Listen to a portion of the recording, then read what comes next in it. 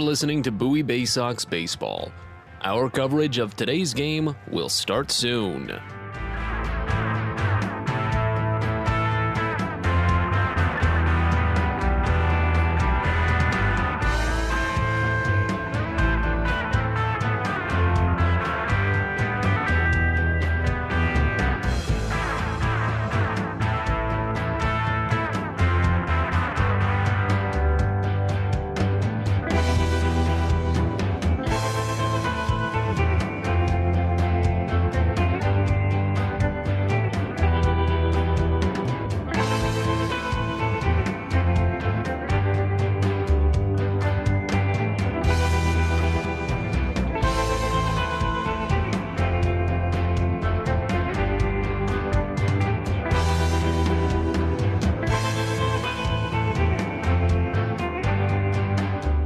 You're listening to Bowie Baysox Baseball. Our coverage of today's game will start soon.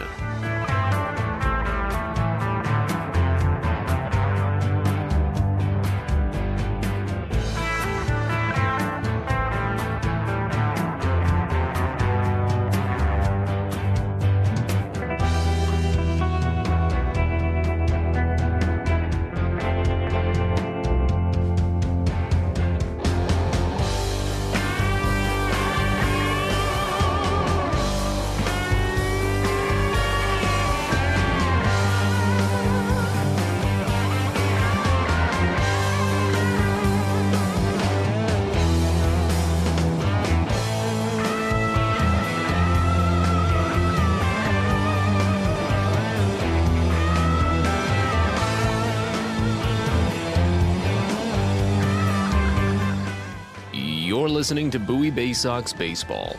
Our coverage of today's game will start soon.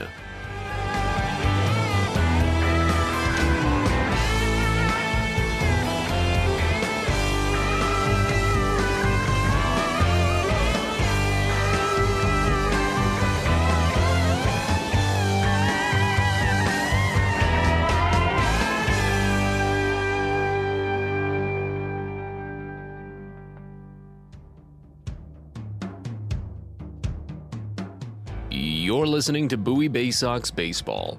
Our coverage of today's game will start soon.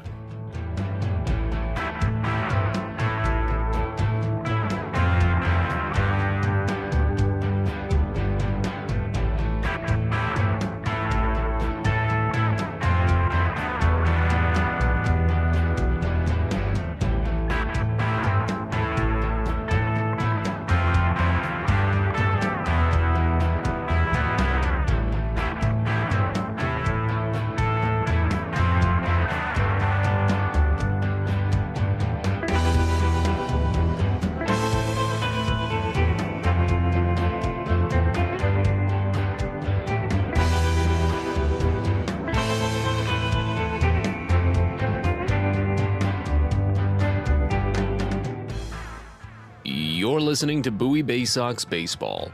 Our coverage of today's game will start soon.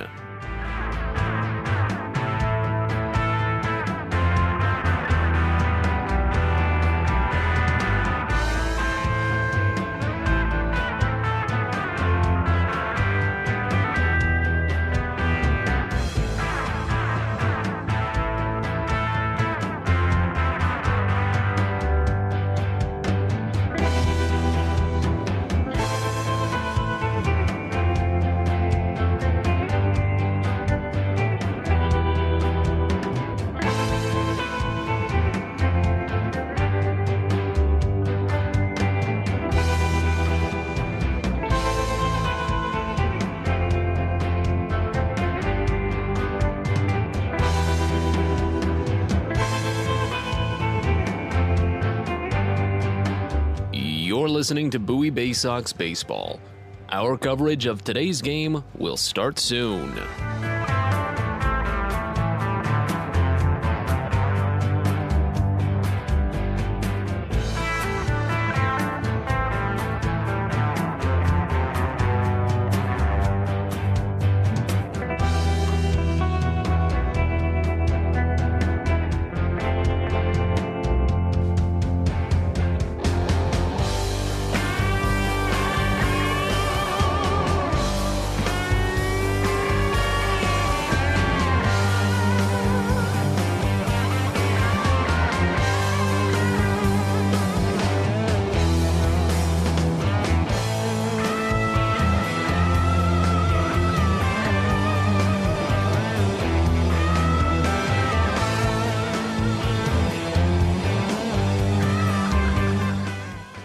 You're listening to Bowie Baysox Baseball.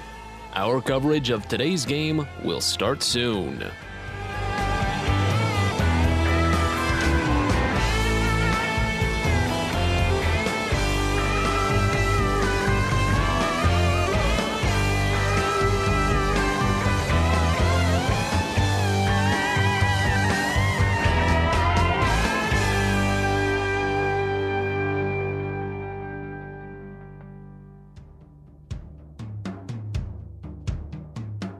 You're listening to Bowie Baysox Baseball. Our coverage of today's game will start soon.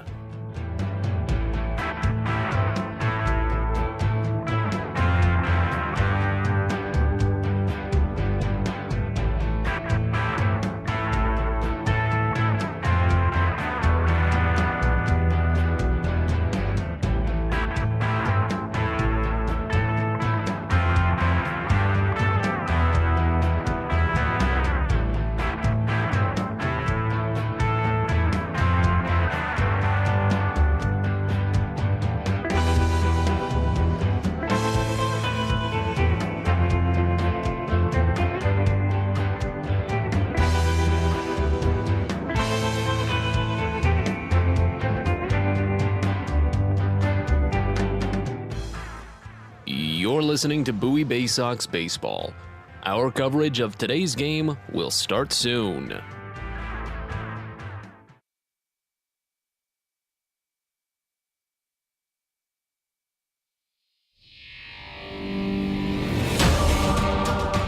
Welcome to Bowie Baysox Baseball. It's time now for the DCA Imaging Systems pregame show. It's the DCA Imaging Systems pregame show from Canal Park. We're getting set for Game 3 in this 6-game series between the Akron Rubber Ducks and your Bowie Baysox. So glad you're with us. Matt Sabatas with you from Akron, Ohio, as Bowie has an opportunity to take a 2-1 lead in this 6-game tilt. But more importantly than that, as we look on to these final 4 games of the regular season, the Baysox still have a potential path into the playoffs. Of course, their chances have been constantly dwindling ever since they split that 6-game series with the Erie Seawolves and then only took 2 of 6 against the Richmond Flying Squirrels at Prince George's Stadium last week. The Baysox have just been towing the line in that tie for first place. But as Erie always held the tiebreaker, the Baysox were never truly in first place. And now as they sit 1 game out of first place, they're more so 2 games out of first place. It's very technical, but just in terms of thinking about it, should Erie and Bowie tie at the end of the year, then Erie is in and Bowie is out. So since Bowie is 1 game out of first place right now, the only way that they get in is to move 1 game ahead of Erie. So instead of 1 game, they're 2 games out. It's just, it's semantics, but that's simply how it works, and that means the Baysox need to take care of things offensively. Hope for some good luck down at the Diamond where Erie and Richmond continue to play. Just the problem is that Erie is playing unnecessarily good right now. The Seawolves have historically not played too well down at the Diamond. They've only got about a 300 winning percentage at that ballpark in the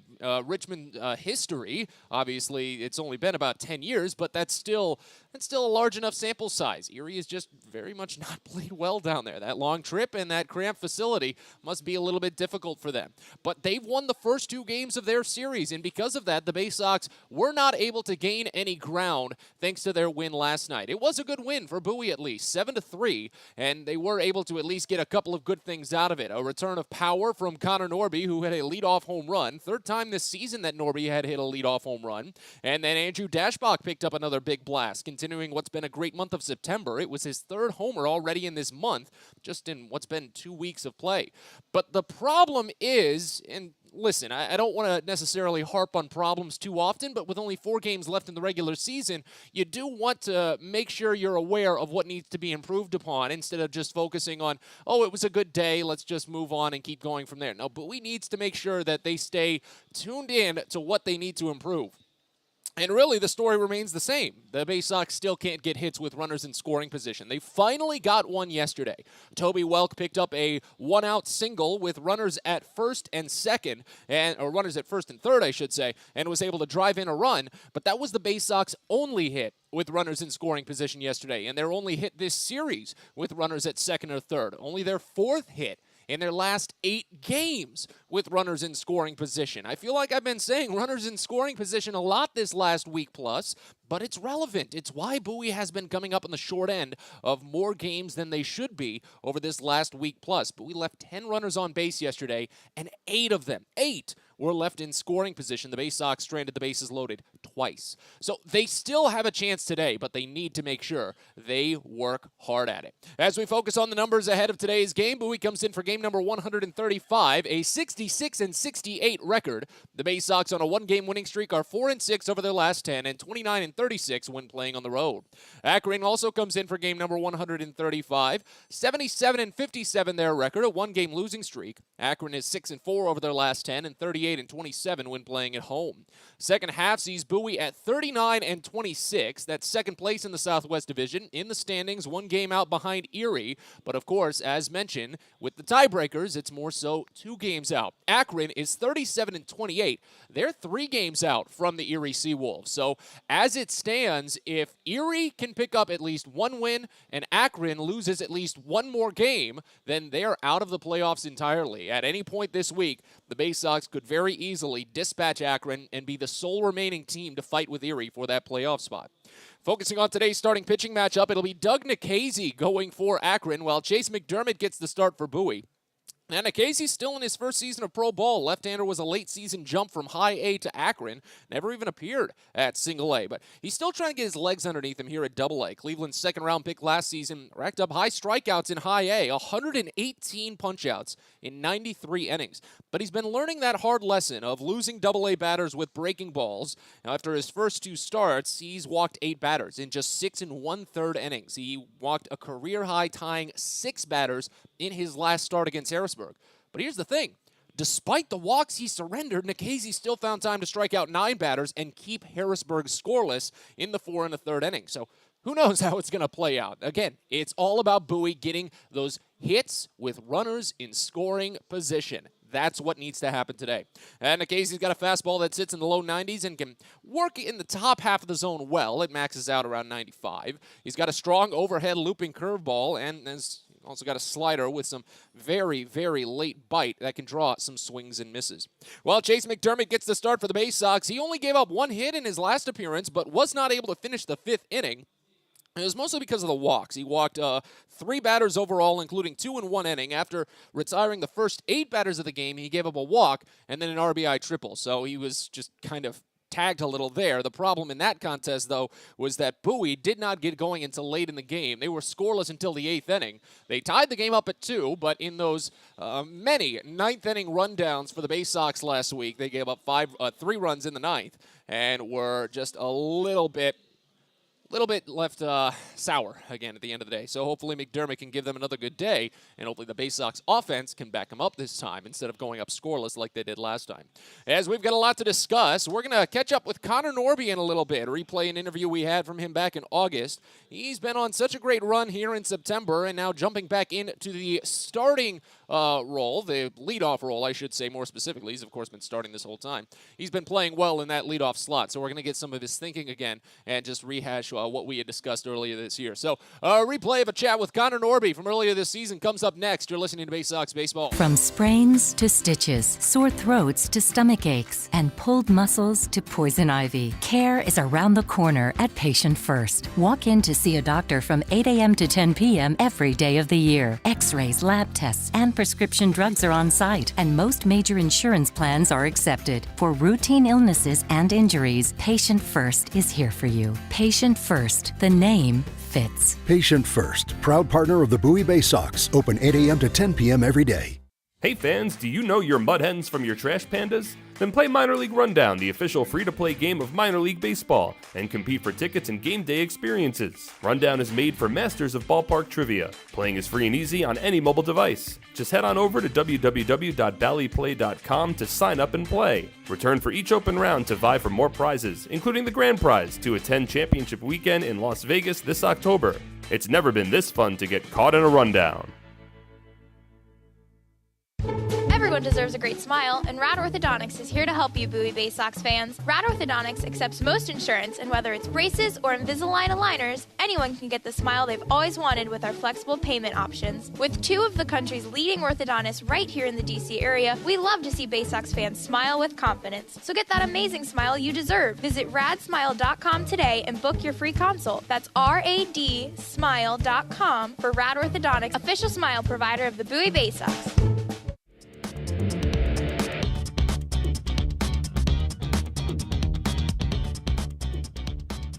We're back in on the DCA Imaging Systems pregame show, getting set for Game 4 in this 6-game tilt between Bowie and Harrisburg. We're sitting down with Connor Norby. Another massive home run last night. What was the pitch you hit out of there? That was a second moonshot. They both practically went to the same spot this series. First night I was just looking for a heater. I got up in the count, and then last night staying heater and just kind of reacting, and he left something over the middle plate, and I put a good swing on it. Whole offense is really clicking right now. 14 runs in 2 of their last 4 games at this point. What's kind of been the vibe about it? Just guys going up and bat meets ball, see ball, hit ball, going about things as you normally do today, and things just clicking right? Or would you categorize it maybe some other way? I mean, when we were in Aberdeen, I thought our lineup was pretty good, and then I got here and Hudson Haskins in the 6 hole, and that's absurd to say, but we just feed off each other. There's not a weak spot in our lineup 1 through 9, and you can't pitch around anybody. They'll hurt you if you give them something to hit, and we just feed off each other really well. And when we get runners on it's like we're always scoring. And I feel like I make jokes in the dugout how I feel like I'm always on deck, because it's the truth. I feel like I'm always coming up to bat, which is a good thing, because 1 through 9 we bang right now. I think they were trying to pitch around Joey Ortiz, it seemed like. I don't think I've seen a guy draw 4 walks and in all the 4 plate appearances see a grand total of 1 strike. Was he just getting bored in the dugout? What was happening there? I kept making jokes to him and saying that they're scared of him, but he's like, nah, no chance. And I'm like, Joey, you've been up there 3 times and they haven't thrown you a legit strike yet. So you must be doing something right, because they don't want to pitch to you. Do you like leading off? Like, what's that feeling like to go up and see the first pitch of the ball game be the one to settle in and kind of set the tone? And you've been doing it well, leading off with base hits for the last 3 nights. I just try to get on base. I got really good hitters right behind me that can drive me in even if I'm on first base. I'm in scoring position with those guys. It's just table setter. As the guy who lead off innings and stuff, you just try to get on base and see what the pitcher's got, even if you get out, you try to relay what you've seen up there, what his fastball's looking like, or whatever he threw you. But it's just, you try to set the table for the rest of the night, and leading off games with hits and just getting on base, it starts the momentum in the dugout for sure, and gets the offense going a little bit, and when we get going, it's hard to stop. So we continue with Connor Norby here on the pregame show. One of the things that I've kind of caught over the course of this series, I think it has something to do with just the big outfield at this ballpark. There's a lot of going first to third, it feels like. Has that been an aggressive approach for you guys in terms of base running, or something that you've picked up, or is it just kind of something that you've taken advantage of and it's fallen into your laps? It's something that they preach to us, that we're going to be aggressive. There's a point between being too aggressive and aggressive for sure, just knowing that fine line, but we're always going to try to push the envelope, and that's what we preach every day. But yeah, the outfield it's a big outfield here, so we know we can take advantage of that, and we have been. What do you think might even be next for this offense? Is it just kind of see how long this trend can carry? Because you obviously can't ask for 14 runs every fourth day. Maybe you can. I'm not the professional athlete, but it definitely seems like something that you just want to carry. Would that be the next step? Just see how far you can carry this momentum, this offensive run, before you start to focus on what to build on next? I mean, ideally, you'd score 14 runs a night as an offense, but it's baseball, and it's sports in general. You're not going to get – it's just bound to happen. You're going to run into a few dry spells. Everyone does it. Mike Trout does it, and he makes the money he makes. It's bound to happen, but we've shown we can win in many different ways so far in these 30 games or whatever we've played since we've been here. And that's just all we have to continue to do is – just put our best foot forward. That's all it comes down to. If we play better, we're going to win. And you just got to come ready every single night, get your work in, and take each pitch for what it's worth. What's it been like working with Brandon Becker? There was a story that came out about him recently. I think it was in the Baltimore Sun, just kind of talking about how his age and his experience and his recency of playing in some of the same shoes that you guys had played helped him out to be a good and respectable coach. So what's kind of been your experience in working with Beck? I think Beck's the man. He was one of the first guys that reached out to me after the draft, and he was one of the first guys I met when I got down to Florida for the first time, and he's pretty much been with me since day one, it felt like. He wasn't in Aberdeen, but I told him before at the end of spring training, I said, I'll see you soon. And he's unbelievable. All our hitting guys are unbelievable with Anthony Villa and Cody Ashley. Those are the three guys I lean on the most. Zach Cole did a great job in Aberdeen as well. But it's when you have guys that can relate to you like those guys can, you can't beat it. And especially with, I like talking to Ashley a lot because he's been there, and he came up with, when he made his debut, he was around really talented players and guys that you strive to be like, and you just pick their brains, what they're thinking, and it's been unbelievable so far with those guys. Do they make it palatable to understand maybe some of the analytics and all of those like deep numbers and like the heat maps and the charts and the stuff they look at? Like, personally, I don't get to look at a lot of those charts that you guys get to look at, but how do they present it to you? Do they put it in a pretty easy to understand way that you can kind of see it, visualize it when you're at the plate and what you might need to be approaching a specific pitcher with? I've seen it a couple times. If you ask for it, they'll show you, but it's not something that they're going to try to show you every day just because I think it can really only hurt a player. Every player kind of knows their strengths and weaknesses, especially at this point in the season. They just kind of tell you.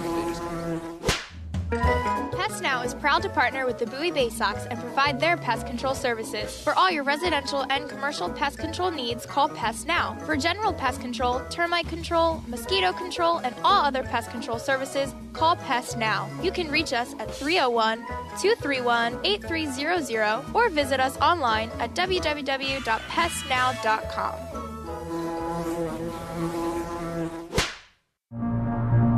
At DCA Imaging Systems, we provide a tenured team of office technology professionals ready to be your trusted advisors. From document creation, output devices, scanning and workflow, to document security and storage, we understand people print, not printers. Give DCA Imaging a call, 301-577-1021, or find out more about how we can help you. DCAimaging.com. DCA Imaging Systems, office technology made easy. Fielder's Choice Flex Packs with the Bowie Baysox. The best value to see the best games at Prince George's Stadium. You could save up to 30% on your selected seat from day one and enjoy a number of exclusive member benefits, including flexible exchange options, discounts on suite rentals, special access to the Diamond View restaurant, and a free members collectible at your first home game of the year. Get your pack now by calling 301-464-4865 or heading online to baysox.com. If you own or operate a building or facility, or if you're a general contractor that is located or operates in the D.C. area, there is no doubt that it is important for you to have the best trained and most qualified people working for you. Members of Steamfitters UA Local 602 provide the highest level of HVAC, mechanical, and specialty piping services to the various customers we serve. For more information about the services we provide and for a list of companies you can hire, please visit steamfitters-602.org. Hey fans, do you know your mud hens from your trash pandas? Then play Minor League Rundown, the official free-to-play game of Minor League Baseball, and compete for tickets and game day experiences. Rundown is made for masters of ballpark trivia. Playing is free and easy on any mobile device. Just head on over to www.valleyplay.com to sign up and play. Return for each open round to vie for more prizes, including the grand prize to attend Championship Weekend in Las Vegas this October. It's never been this fun to get caught in a rundown.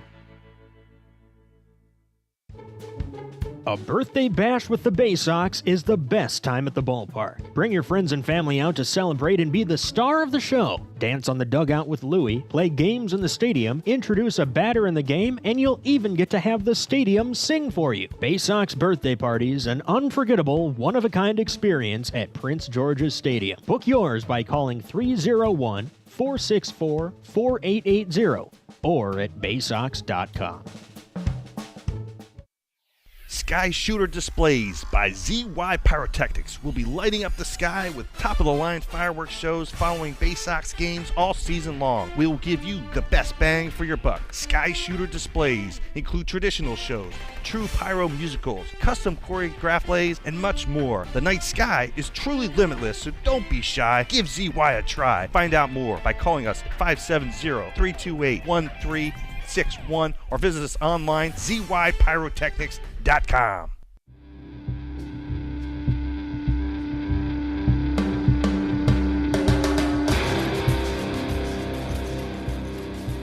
It's time for Bowie Baysox Baseball. The Baysox are the AA affiliate of the Baltimore Orioles.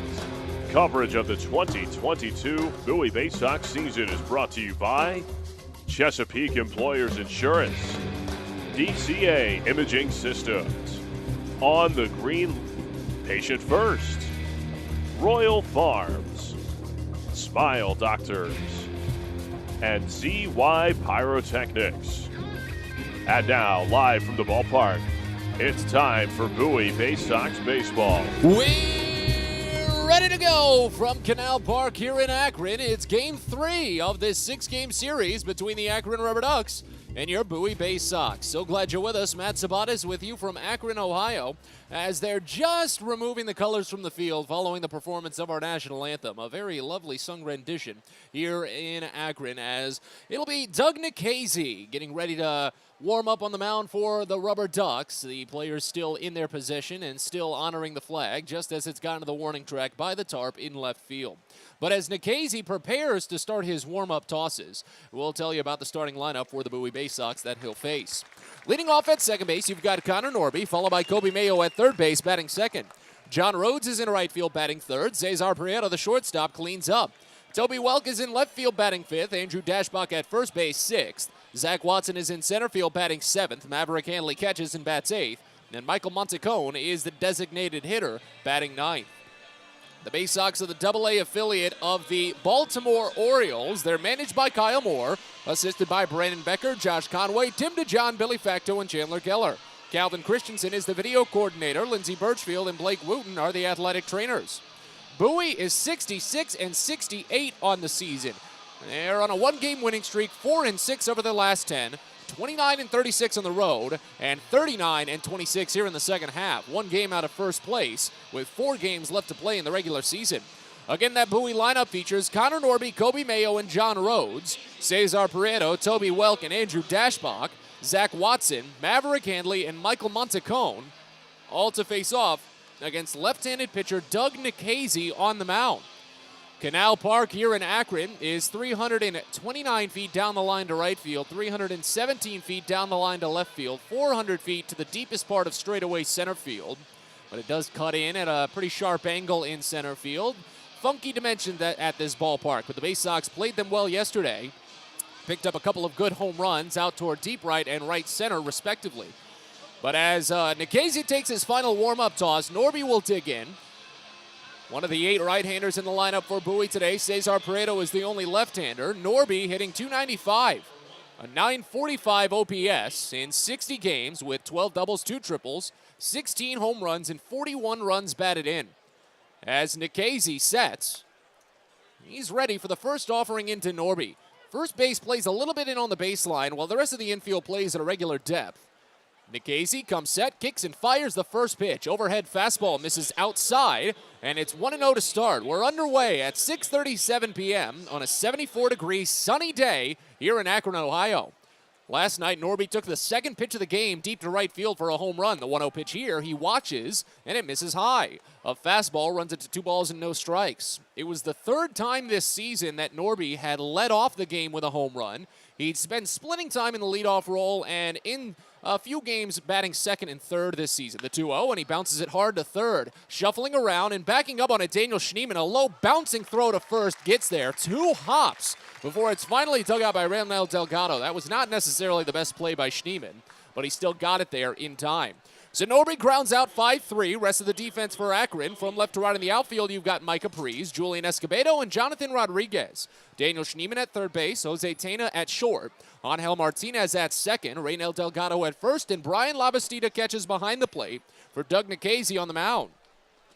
As Kobe Mayo digs in, 241 average and a 700 OPS. First pitch to the right-hander, and he sprays it foul behind the screen right side. 0-1 to start. 30 games for Mayo this year with 3 doubles, no triples, 4 homers, and 13 runs batted in. Scoreless game here in the top of the first inning after Bowie won 7-3 last night. The 0-1 pitch, and Mayo watches called strike. Change up on the lower inside corner, it's 0-2. Doug Nikhazy, a 6-foot, 205-pound, 23-year-old lefty. He's from Windermere, Florida. Drafted out of the University of Mississippi in the second round of last season's draft. The 0-2 pitch, and Mayo pulls back on a called strike 3. Slider found its way on the inside edge. Mayo thought it would move more. It did not. A 3-pitch strikeout, and Mayo looks the fool after all 3 pitches. 2 up, 2 down. Now here's John Rhodes. Umpiring crew for today's game sees Kellen Martin over at third base. Jen Powell is the crew chief. She's at first. And Zdenek Zedek is calling the balls and strikes behind home plate. Rhodes batting 200 with a 584 OPS in 21 games this season for Bowie. First pitch, and he fouls it off back to the screen. 0-1. 3 doubles and 2 triples for Rhodes. No homers yet. 9 runs batted in. Doug Nikhazy is making his 3rd start at Double-A after spending the whole season with High A Lake County. By the time they were officially eliminated from postseason contention, he got promoted. The 0-1 pitch, and Rhodes fouls it off behind the screen, right side, 0-2. But Nikhazy has been having a slow start to Double-A. 0-1, 6 1/3 innings. He has allowed a 9.95 ERA. That's 7 earned runs in 6 1/3. 9 strikeouts, 8 walks. Here's the 0-2 pitch, and Rhodes watches high fastball. It's 1-2. Nikhazy has only allowed 1 home run. It was in his debut. His last start was very peculiar. He walked 6 batters, but struck out 9 and did not allow any runs. The 1-2 pitch, and Rhodes belts it out to left field, but Pries sees it the whole way. He'll actually jog down a little bit after running back. He makes the catch, and it's a perfect first inning for Nikhazy. The Baysox go down in order, and as we go to the bottom of the first, Bowie 0, Akron coming on up. You're listening to Baysox Baseball. When your commercial plumbing project calls for a job done safely and on time, then your job calls for the plumbers of Local 5 Washington, D.C. Local 5 will always deliver the most skilled and well-trained plumbing craftsmen in the DMV. If you're a contractor who needs safe jobs done well, you need the plumbers of Local 5 Washington, D.C. Start your partnership with them today. Visit local5plumbers.org. That's local5plumbers.org. At Luminous Health, we want you to feel your best. This summer, take the time to catch up on your annual health screenings. Visit us at our Anne Arundel Medical Center, Doctors Community Medical Center, or one of our primary care offices in your neighborhood. At Luminous Health, you are the MVP. Learn more at luminoushealth.org.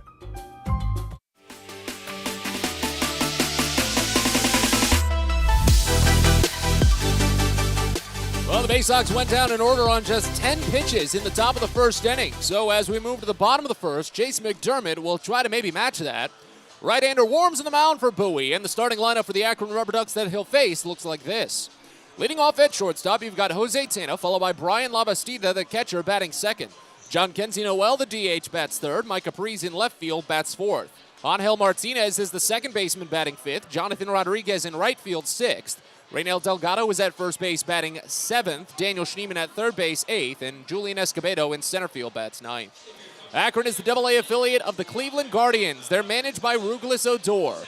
77-57 on the season and 37-28 in the second half. Again, their lineup features Tena, Lavastida, Noel, Prees, Martinez, Rodriguez, Delgado, Schneemann, Escobedo, all to face off against Chase McDermott on the mound. First pitch into the lefty Tena, and it's up and away a fastball, 1-0 to start. 261 average for Jose Tena this season with a 695 OPS in 123 games. The 1-0 pitch, and Tena watches called strike on the inside edge. It's 1-1. 24 doubles and 6 triples, 11 homers, including one yesterday at the top of the first inning. Well, the top of the bottom of the first. He led off the frame. The 1-1, and he swings and misses at a nice curveball from McDermott. It's a ball and 2 strikes. Tena has driven in 63 runs this season. That trails just Micah Prees for the most on the team. Here's the 1-2 pitch. Sprayed foul on a fastball outside. Count stays. So Tena's leadoff home run in the first inning yesterday was the first time that the Baysox had allowed a leadoff home run since Jose Tena did it back in July at Prince George's Stadium. The 1-2 pitch misses down and inside, a sinker, and it's 2 balls and 2 strikes. Tena's had a good season against the Baysox. Of his 11 home runs, 3 of them have come against Bowie. And of course, those 2 mentioned that led off games. Fortunately for the Baysox, they had already had a 1-0 lead when Tena homered last night. The 2-2, swing and a miss for strike 3. Curveball down and inside, and a beauty to the left-hander from McDermott. Excellent start with a 2-2 strikeout. Rest of the defense for Bowie from left to right in the outfield. You've got Toby Welk, Zach Watson, John Rhodes. Kobe Mayo is at third base. Cesar Prieto manning shortstop. Connor Norby at second. Andrew Dashbach at first. And Maverick Handley catches behind the plate for Chase McDermott on the mound. Brian Lavastida digs in. Right-hander. First pitch to him is a fastball. Just misses up and away. 1-0 to start. 191 average for Lavastida, 582 OPS in 42 games, 4 doubles, 2 triples, 5 homers, 14 RBI. As the 1-0 pitch is just under the knees, breaking ball, and it's 2 balls and no strikes. Chase McDermott, a 6'3", 197-pound, 24-year-old righty from Anderson, Indiana. He was traded over from Houston in the Trey Mancini deal. The 2-0 is fouled off to the right side, hits the net. It's 2-1. That 3-team deal between Houston, Baltimore, and Tampa Bay. McDermott was the headline return for Baltimore, as one of the other returns they got from Tampa Bay has been on the injured list. The 2-1 pitch misses down, 3 balls and 1 strike. McDermott in his AA career, all with Bowie, 1-1 with a 6.75 ERA, 5 games all starts. As he fires the 3-1 pitch, and it's lined to third. Mayo tries to reach for it, but it's just over his outstretched hand. Into left field for a base hit. Lavastida breaks out of a 3-game skid with a 1-out single. Mayo really sized that one up, and he got about as high as he could have. The apex of his jump was just a little too short. Was not a hard-hit ball by any capacity, just enough of a looper. And now here's John Kenzie Noel with a runner at first and only 1 away here in a scoreless bottom of the first. McDermott has fired 22 2/3 innings. He struck out 30 batters but walked 17. That's been his biggest issue so far. First pitch to Noel, and it's a fastball. Misses outside, 1-0 to start. All 3 batters have started ahead 1-0 today. 237 average for Noel and 826 OPS in 63 games. 14 doubles, 2 triples, 13 home runs, 37 runs batted in. Here's the 1-0, and Noel watches nice curveball find its way to the inside half of the zone for a called strike, 1-1. McDermott has allowed 6 home runs, and opponents are only hitting him at a 175 clip. That's where the walks have burned him this season. The 1-1 misses outside, slider, and it's 2 balls and 1 strike. His last 3 starts for the Baysox, McDermott has not allowed more than 1 run. He's actually allowed exactly 1 run in each of the last 3 starts. But his last appearance against Richmond, he wasn't able to finish 5 innings. The 2-1 misses outside again, back-to-back 3-1 counts. Now to Lavastida, that's more okay. He's not as big of a power hitter, but to John Kenzie Noel, that can be dangerous. Runner at first, 1 away. The 3-1 pitch, and Noel watches called strike, fastball at the knees. I'm surprised he didn't have at least an inkling to go after that. Hey, whatever, man. So Noel calls for time. Opponents against McDermott this season are just 1 for 12 on full counts. He's struck out 9, he's walked 9. Runner goes, payoff pitch is called strike 3. Throw to second is into center field. Oh my God, Maverick Hanley airmailed that thing. Lavastida goes to third base. Stolen base for Lavastida, his 5th of the season, and a big E2. 12th of the season for Hanley. That comes after 2 passed balls yesterday. That's not been the best of series for Hanley, but can't necessarily blame him. The Baysox have messed around with their catching. Roster moves that have come unexpectedly. Here's Micah Prees, first pitch, and he pops it foul left side. 0-1 to start. So a runner at third now with 2 away. A chance for McDermott, though, to get out of the inning clean thanks to his first pitch strike. Baysox are in their all-gray road jerseys today. Gray pants, black cap, and the block orange Bowie on the front side. 0-1 pitch, and Prees bounces it to first but foul. 0-2. Akron is in their alternate identity Copa de la Diversión uniform. Los Perros Calientes de Akron, literally translated the hot dogs of Akron. It's a yellow jersey, white pants, and a black cap. You've got the red Calientes on the front side. 0-2 pitch. Prees fouls it off to the left side. Count stays. Micah Prees, a .267 average this year, and .824 OPS in 118 games. 28 doubles, 5 triples, 18 home runs to lead the team. 73 RBI. Runner at third, 2 away. Still scoreless in the bottom of the first. 0-2. Fouled off. Fastball up and in. But McDermott is coming off of just 4 2/3 innings against Richmond. He's only allowed 5 hits over his last 14 2/3. But he's allowed 7 walks. The 0-2, swinging a piece off of home plate. Prees will not go down. He's able to vary that bat speed just enough to at least get some contact. After that curveball, however, maybe McDermott comes back with the fastball.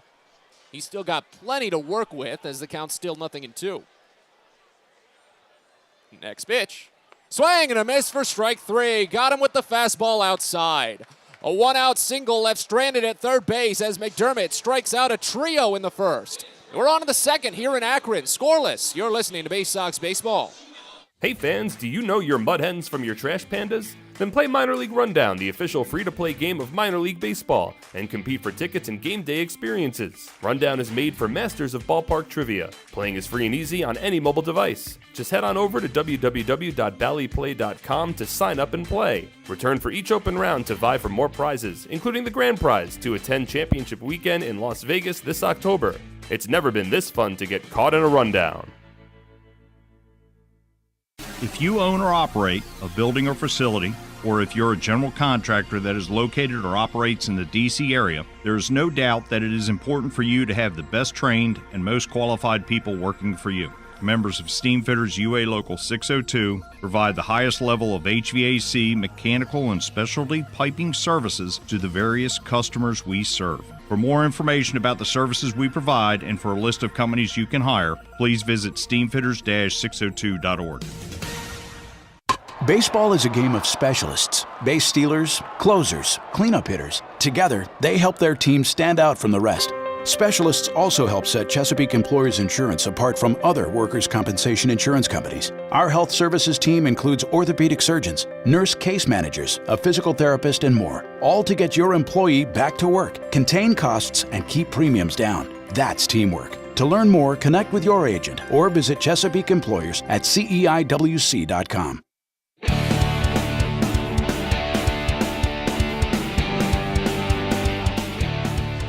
On to the second inning in this scoreless game. Bowie went down in order in the first. Akron did get a base hit, but Chase McDermott struck out the side. Big difference is pitch count over that first inning. Doug Nikhazy only needed 10 pitches for his scoreless work. Chase McDermott needed 23. As the Baysox get back to work, Cesar Prieto will lead off, only lefty in the lineup. Then Toby Welk and Andrew Dashbach after that. Prieto hitting .256, 648 OPS on the year. Both corner infielders play in, but now just the third baseman. First pitch, and Prieto swings and misses on a fastball. It's 0-1 to start. Prieto has not been attempting the bunts when he's a leadoff batter lately. Most of the time, the past few days, it seemed he's only doing it when there's a runner at first and fewer than 2 outs. The 0-1 pitch. And he checks his swing, slider down and away. They'll appeal on it. He held up. A ball and a strike. 4 homers for Prieto, 35 runs batted in. One of the great things I like about him is that his splits don't really matter. He's such a good pure contact hitter. Doesn't matter who he's going up against. The 1-1. And Prieto pops it into the air, shallow left center field. Escobedo sprinting down. It's the left fielder, Prees. He makes the catch. And there's one away. But Prieto, his numbers against left-handed pitchers and right-handed pitchers are 2 points apart. 255 average against lefties, 257 against righties, 256 overall. Literally down the middle. That's how good he is. Now here's Toby Welk, back to the righties. First base plays in against Welk. Rest of the infield deep, and the first pitch is called a strike on the outside edge. 0-1. 242 average for Welk, a 715 OPS in 36 games. 10 doubles, no triples, 4 homers, 24 RBI. As the 0-1 pitch. And Welk sprays it foul to the right side. Already 0-2. Well, the big difference early, and I had mentioned this back when McDermott was tossing in that first inning, it's been a bit of a trend, unfortunately, for the Baysox right now in this series, is that they're falling behind in a lot of their pitch counts out of the gate. Nikhazy has fired a first pitch strike to 4 of 5 batters, and the next pitch is a line drive to first, right at Reynel Delgado. Good smack on a changeup, but Delgado didn't even have to move to catch it. So 5 in a row set down by Doug Nikhazy. And now here's Andrew Dashbach. But again, Nikhazy has fired a first pitch strike to 4 of the 5 he's faced. No one has gone to a 3-ball count. Connor Norby is the only batter to go to a 2-ball count. And he grounded out to third on 2-0. Now here's Dashbach. First pitch into the righty. And it's up and away, a first pitch ball. 199 average for Dashbach, a 709 OPS in 99 games. 11 doubles, no triples, 15 home runs, 45 runs batted in. The 1-0 pitch. And Dashbach watches curveball miss down and inside. It's 2-0. But again, Nikhazy is coming off of just such an interesting start against Harrisburg. 4 2/3 innings, allowed only 1 hit, but 7 total base runners because of 6 walks. The 2-0. And it's called a strike. Fastball nicks the lower inside corner. It's 2-1. 6 walks. He struck out 9 batters, however. Akron won that game 5-0. Nikhazy didn't get the win because he didn't finish 5. The 2-1. Misses down and inside to Dashbach. It's 3-1. Well, Dashbach picked up his first home run on a full count yesterday. Out of his 15 this season, that was the first on a 3-2 pitch, and he'd seen the most full counts out of any Baysox batter this year. The 3-1 pitch here is called a strike in the lower inside corner. Dashbach had started up the line. He tossed the bat, is going to have to head back with that tail tucked between his legs.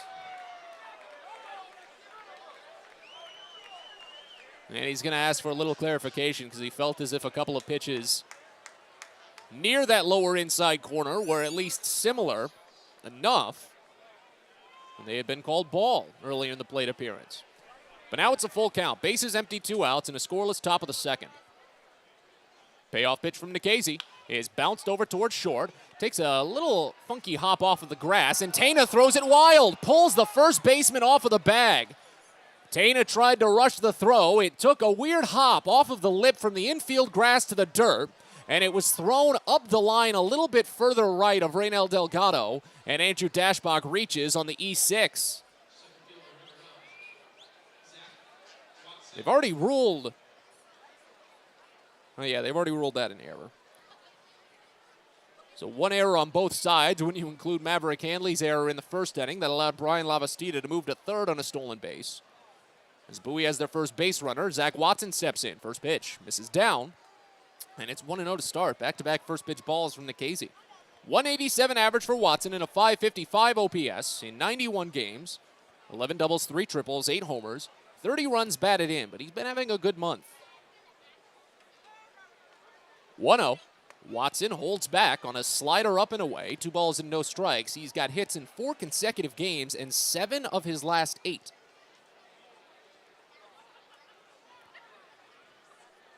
And now Bowie's got their first base runner. Of course, they've got to do something with it. 2-0, and Watson flinches on a breaking ball down and inside. Already 3 balls and no strikes. Best count that the Baysox have seen all day today. But even with Brian Lavastida behind the plate, Andrew Dashbach's already not much of a speedster. I don't anticipate Bowie attempting too many steals with Nikhazy on the mound. He already pitches close to the first base side of the rubber. 3-0 pitch. And Watson draws a 4-pitch walk. Now that's a rarity for him. High fastball, and he's definitely not going to blink twice at that one. Take his free base and put Dashbach into scoring position as Maverick Handley will step in.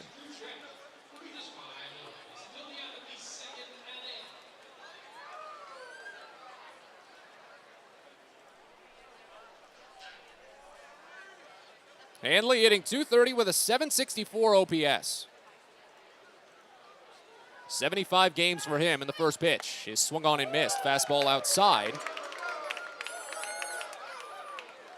For Zach Watson, that was only his 5th 4-pitch walk of the season.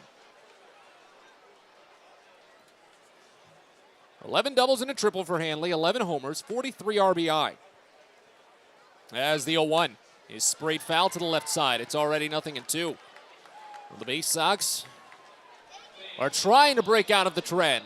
Might be tough with Handley down 0-2, but over their last 8 games now, Bowie is only 5 for 64 with runners in scoring position.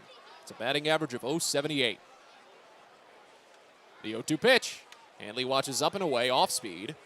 1 ball and 2 strikes, as this inning is definitely taxing Nikhazy a little bit. It's taken him 20 pitches, and because of that, Akron does have a couple of relievers just stretching out their arms, no one throwing on the mound in the bullpen. 1-2 pitch, and Handley watches under the knees. Good take. 2 balls and 2 strikes.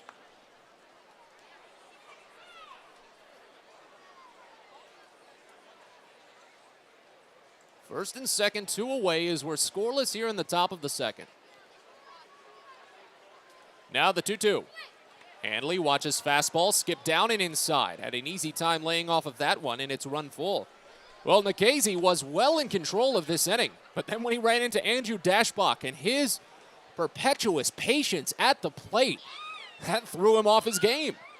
Dashbach worked ahead 3-1, ran it full, reached on an error, so you can't even blame Nikhazy for that one, but afterwards, a 4-pitch walk to Zach Watson, worked ahead 0-2 on Handley, and now it's full. So the runners will get a head start. Nikhazy has opponents at 2 for 6 this season with full counts.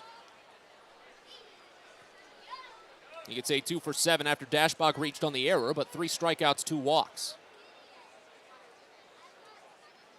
Runners not being held on. Nikhazy sets.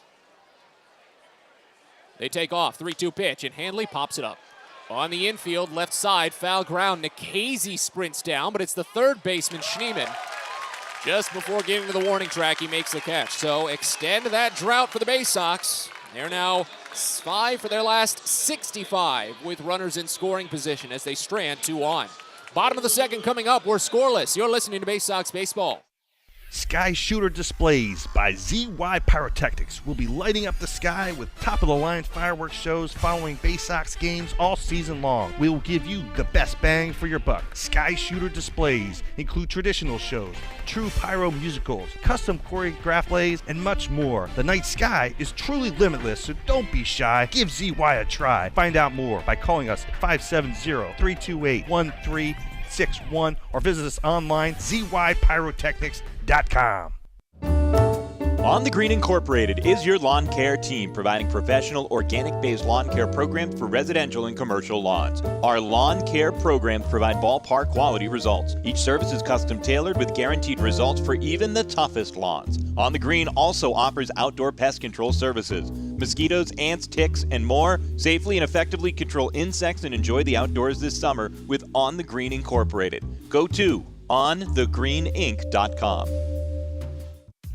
Get the best deals at Prince George's Stadium with weekly promotions all season. Tuesdays are Military Appreciation Night. Purchase a box seat at the ticket office with a proof of service and you'll only pay half price. Bring along your furry friend on Woof Wednesday, and it's the best happy hour around every Thursday from 5 to 6:30. $2 Bud and Bud Light drafts with other beer specials throughout the year, and live music to get your night started. It's always a great time at the ballpark, so get your tickets now at Baysox.com.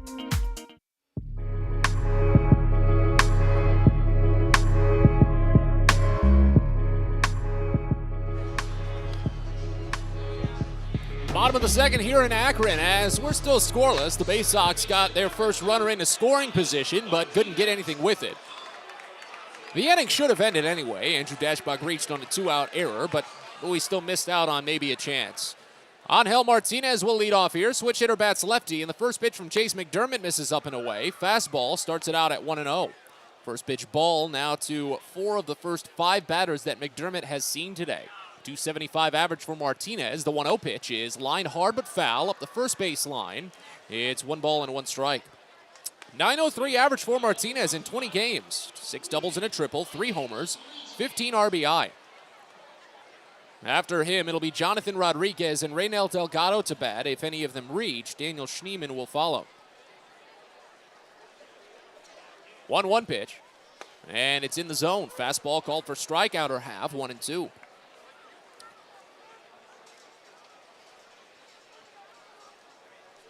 Outfield playing straight up. Infield mostly the same. Third base is a little bit further in than first base is, but with the lefty at the plate, that's understandable. 1-2 pitch. Up and in. I think Martinez might have sold that brush back a little more than he needed to. Fastball definitely was high, but Martinez made it seem as if it was coming directly at his chin. It still missed by about a foot. Now the 2-2 pitch. Fastball down and inside, and it's run full. So this is already the third 3-ball count that McDermott has worked to today. Second full count. And the pitch here is swung on and missed. Got him. Fastball blowing away. Martinez strikes out swinging. Already 4 punch-outs for McDermott. Those numbers are steadily increasing as well. You look at his strikeout numbers just over his first 5 starts at Double-A. 4 in his debut. He had 7 against Altoona, but allowed 6 runs with 2 homers. And then only 4 in his second dance with Altoona. First pitch to Jonathan Rodriguez is called a strike on the outside edge, 0-1. And then 6 against Erie and 9 last week. He's starting to run. Next pitch to Rodriguez is called a strike. Fastball at the knees, it's 0-2.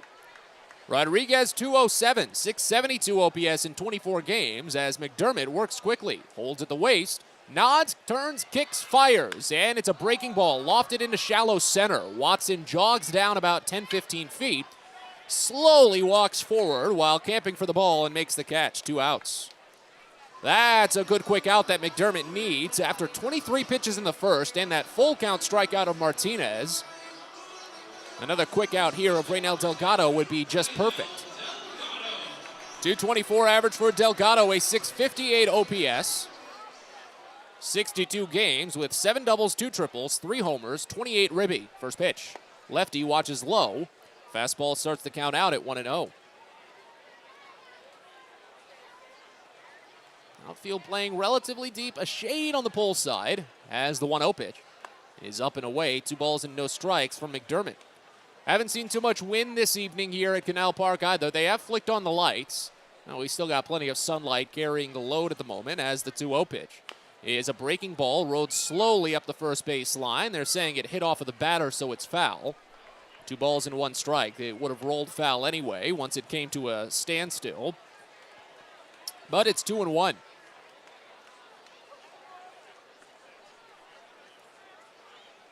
McDermott sets, fires the 2-1, and it's inside a changeup. 3 balls and 1 strike. Well, he works out of the windup and holds the ball in glove calmly at the waist the entire time before turning hard 90 degrees, kicking high and firing the 3-1. It's called a strike in the lower outside corner. Delgado, a little upset at himself for not attacking that one. Well, sometimes reactions like that can fire up a pitcher. We'll see if McDermott uses it. The payoff pitch just misses under the knees a fastball. First walk given up by McDermott today comes with 2 outs and another full count. This is where he's really going to run into trouble today unless he cleans it up.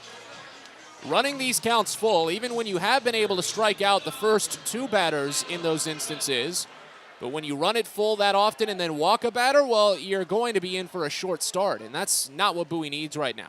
First pitch into Daniel Schneemann is called a strike. Good fastball right down Broadway, 0-1. Left-hander's hitting 203 with a 580 OPS in 109 games. 11 doubles, 2 triples, 6 homers, 38 runs batted in. Runner at first, 2 away. We're still scoreless. Next pitch. Fastball up and in, nearly got Schneeman's elbow. He had to lift those arms up to get away from it. It's a ball and a strike. Fortunately for Bowie last night, they were able to get 3 innings out of Easton Lucas and 2 innings out of Connor Lopridge when Justin Armbruster only tossed 4 innings in his start. The 1-1, swing and a miss. Nice curveball. It's a ball and 2 strikes. Because right now the Bowie bullpen is depleted. They've added a couple of folks to the injured list recently. Noah Denoyer went on the IL. That's probably one of the biggest ones, as the 1-2 pitch is outside.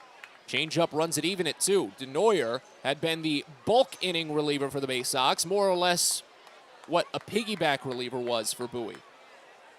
But along with him, Tyler Birch went on the injured list as well recently. Pickoff throw to first. No tag. Dashbach was close. He feigns the throw back to see if he's going to draw Delgado off of the bag before applying a tag, but Delgado cleanly transferred. Never left the bag, so Dashbach tosses it back to the mound. Delgado has attempted 15 steals. The next pitch. This is down. It's the 3rd full count of the inning for McDermott. He had a big opportunity for a clean, quick frame, but it's really starting to stretch out here. Runner's going to get a head start. There he goes. Payoff pitch is fouled off. Goes back to the screen on a high fastball. And even if Schneeman doesn't get on base here, if the inning comes to a close, he's still at least accomplishing part of his task. As McDermott is about to throw 20-plus pitches in consecutive innings. Another pickoff throw. No slide this time. Delgado actually almost overran the bag trying to get back. But that's the 2nd step off for McDermott now. And if he tries again and doesn't get the runner, that's a balk. Runner goes, 3-2 is lifted into shallow center. This should end the inning as Watson jogs down, comes to a quick halt and makes the catch. Inning closes, but it was still another lengthy frame for Chase McDermott. He's up to 44 pitches after 2 scoreless. So we go to the 3rd, still nothing across. You're listening to Baysox Baseball. Get your gear and memorabilia from your favorite Baysox players and future stars of the Baltimore Orioles at the Tackle Box Team Store. Jerseys, hats, autographed bats and balls, all at great prices. Located right at the main gate at Prince George's Stadium and online at BaysoxShop.com, the Tackle Box is the only place to get the best Baysox gear for you and your favorite fan. It's the Tackle Box at Prince George's Stadium and at BaysoxShop.com. It takes time to get rich, flavorful coffee beans from the lush mountain regions of Colombia and Brazil to Royal Farms. But less than a minute to get yourself a delicious hot cup of the finest and freshest coffee in the world. Because Royal Farms' new Swiss-made coffee machines grind those rich, flavorful coffee beans and brew them one magnificent cup at a time. It's why Royal Farms makes the freshest and best coffee in the world. Real fresh, real fast. Royal Farms. At DCA Imaging Systems, we provide a tenured team of office technology professionals ready to be your trusted advisors. From document creation, output devices, scanning and workflow, to document security and storage, we understand people print, not printers. Give DCA Imaging a call, 301-577-1021, or find out more about how we can help you. DCAimaging.com. DCA Imaging Systems, office technology made easy.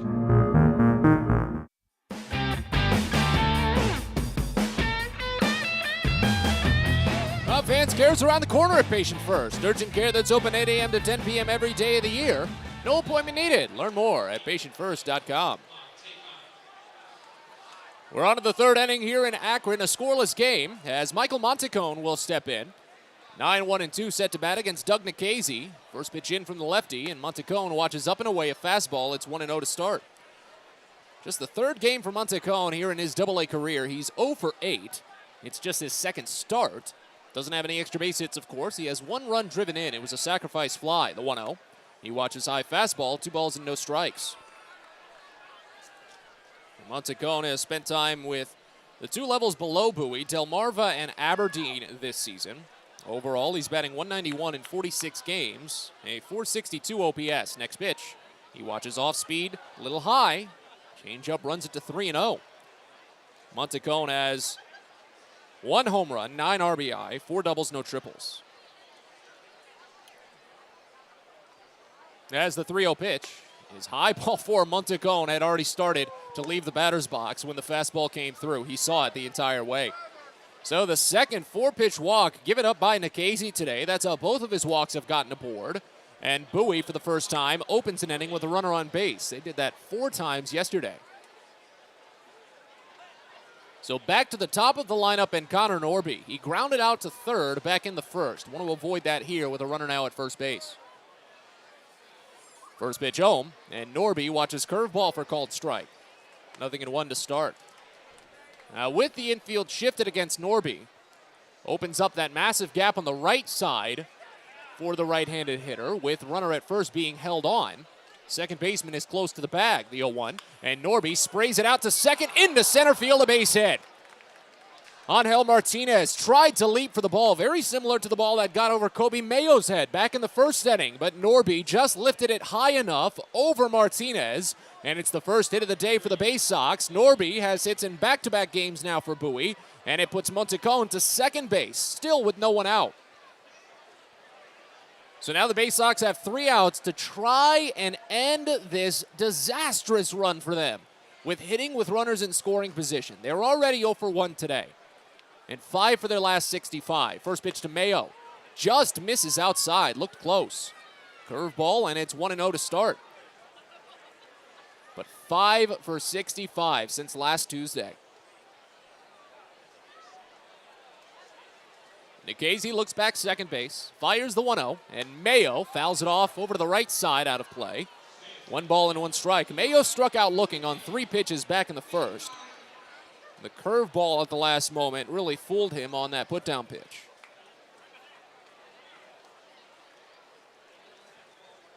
First and second, no one out. We're still scoreless here in the top of the third. As the 1-1 comes home, and Mayo again fouls it off. Fastball upper inside corner, 1 ball and 2 strikes.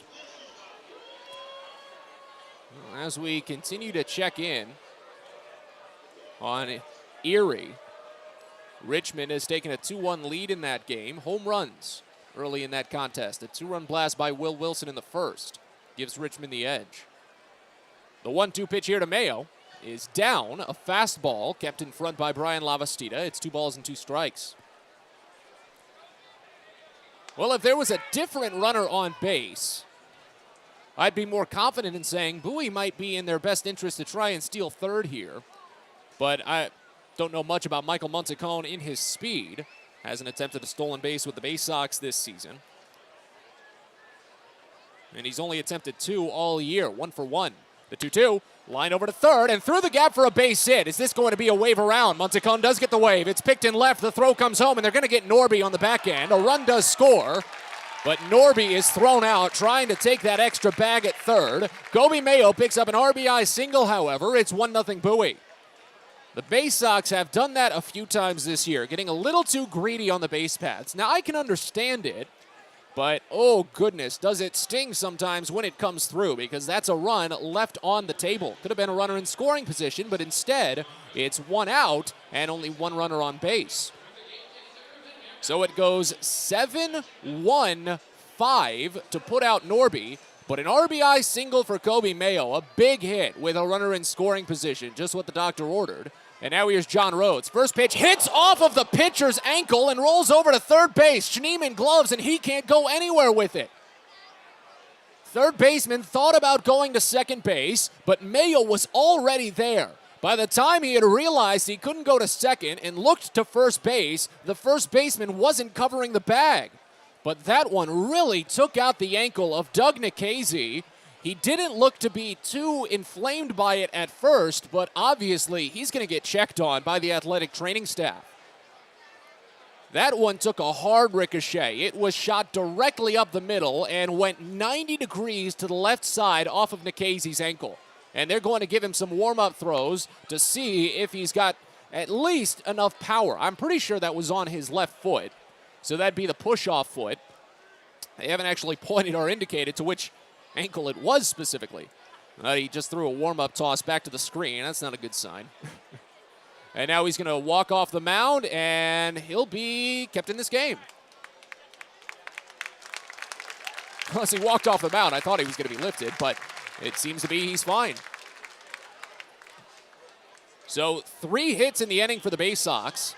If Connor Norby hadn't been thrown out on the base paths, they'd probably have bases loaded with no one out.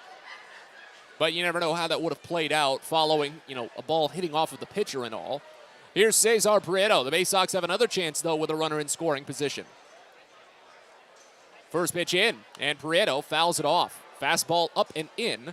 It's 0-1 to start. Prieto flew out to left field back in the second inning. 1-0 Bowie here in the top of the third inning. They've got all 3 of their hits in this frame. As Nikhazy fires the next, and Prieto takes a half swing. He fouled it off. Didn't mean to. But as he followed that curveball down through the zone, bat went with him, and when he tried to check his swing, it was too late.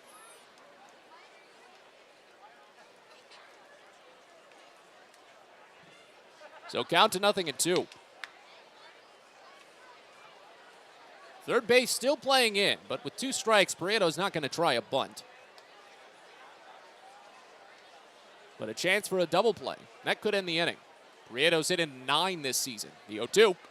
And it's down and inside. 1 ball and 2 strikes. That's the only problem with Cesar Prieto's play. His strikeout numbers are very, very low. His walk numbers may not be very high, but he's a ground ball hitter. Everyone knows that. Grounds out about half the time more. 1-2, and he fouls it off to the left side. Count stays. Ground ball to fly ball ratio of about 1.5. And he's hit into 9 double plays in 88 games. That's the tricky part. So that's what third base is trying to accomplish there. The shortstop would be the one to try and receive any throw to second base. Mayo at second, Rhodes at first. Still only 1 out, the 1-2 pitch. And Prieto bounces it deep in the hole to second, and it's through. That'll sneak by into center field, and Mayo's going to score. An RBI single for Cesar Prieto as John Rhodes goes to third. It's 2-0 Bowie as the Baysox, for the first time in over a week, are finally cooking. Oh, you love to see it. 4 consecutive hits for Bowie here in the third. And now a runner at third base, still with only 1 out. This would be big for Bowie if they can keep the train rolling. 36th RBI of the season for Prieto. Mayo's RBI earlier was his 14th, and Akron still does not have anyone warming up. A double play is on the table still as Toby Welk steps in. He lined out to first base his last time up. But again, with runner at first, there's a big gap on that right side of the infield. First pitch. And Welk watches high breaking ball. It's 1-0 to start. Well, Welk's hit it well with runners in scoring position this year. An 896 OPS. That's over 100 points higher than his regular average. Or his regular OPS, I should say. 1-0 pitch. And he rips a line drive foul up the third base line. That one hits into the picnic patio they have here at the ballpark. 1-1.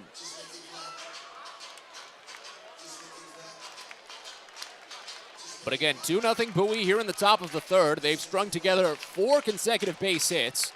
Each of the 5 first batters have gotten aboard. Only 1 out on a runner thrown out on the base paths. 1-1 pitch. And Welk watches underneath. Back pick to first is close but late. Cesar Prieto elected not to slide and just got that foot down in time. Fortunately for him, Brian Lavastida, he does telegraph that throw quickly. It's not like Cody Roberts, who can just practically sidearm a missile to first base. 2-1 pitch, and Welk swings and misses. Low breaking ball. It's 2-2.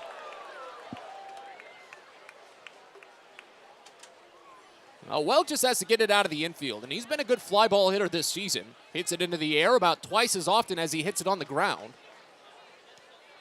Right field playing a little bit shallow. The 2-2, and Welk fouls it off behind the screen.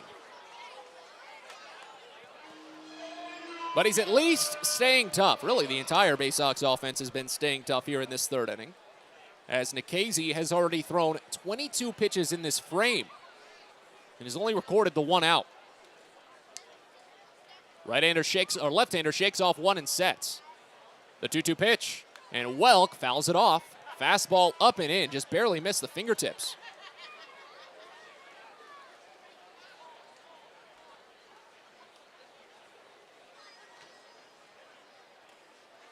Still at the corners and only one out here in the third. Bowie ahead 2-0.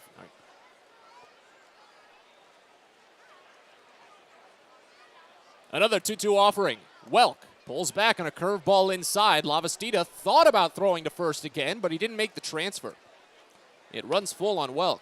Well, I had a conversation a while back with Cody Roberts about the new pickoff rules, how pitchers are only allotted 2 pickoffs per plate appearance. And he said it's led to him, as the catcher, Roberts, attempting more back picks to first. It stays within the rules, and you can do as many as you want. And Prieto gets picked off, trying to steal on the full count. But they're going to go to first, and they get Prieto. They watched John Rhodes a little bit to see if he took off, and Prieto just instantly telegraphed that stolen base attempt. He's picked off and caught stealing. It goes 1-3-4. Oh, goodness. Bowie has ran themselves into 2 outs in this inning when they have had absolutely no reason to do so. And now a full count on Welk with runner just at third. Next pitch. And he lifts it out towards shallow right field. Rodriguez running down toward foul ground. He stops, reaches out, and makes the catch. The Baysox could have done a lot more in that inning. They run themselves into 2 outs. At least they've gotten 2 runs out of it. As we go to the bottom of the third, Bowie leads 2-0. You're listening to Baysox Baseball.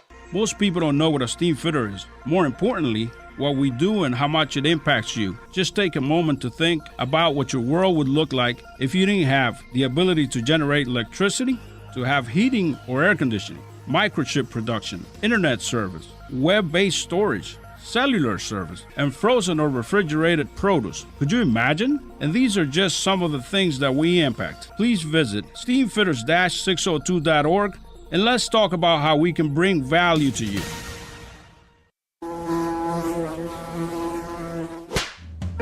Pest Now is proud to partner with the Bowie Baysox and provide their pest control services. For all your residential and commercial pest control needs, call Pest Now. For general pest control, termite control, mosquito control, and all other pest control services, call Pest Now. You can reach us at 301-231-8300 or visit us online at www.pestnow.com.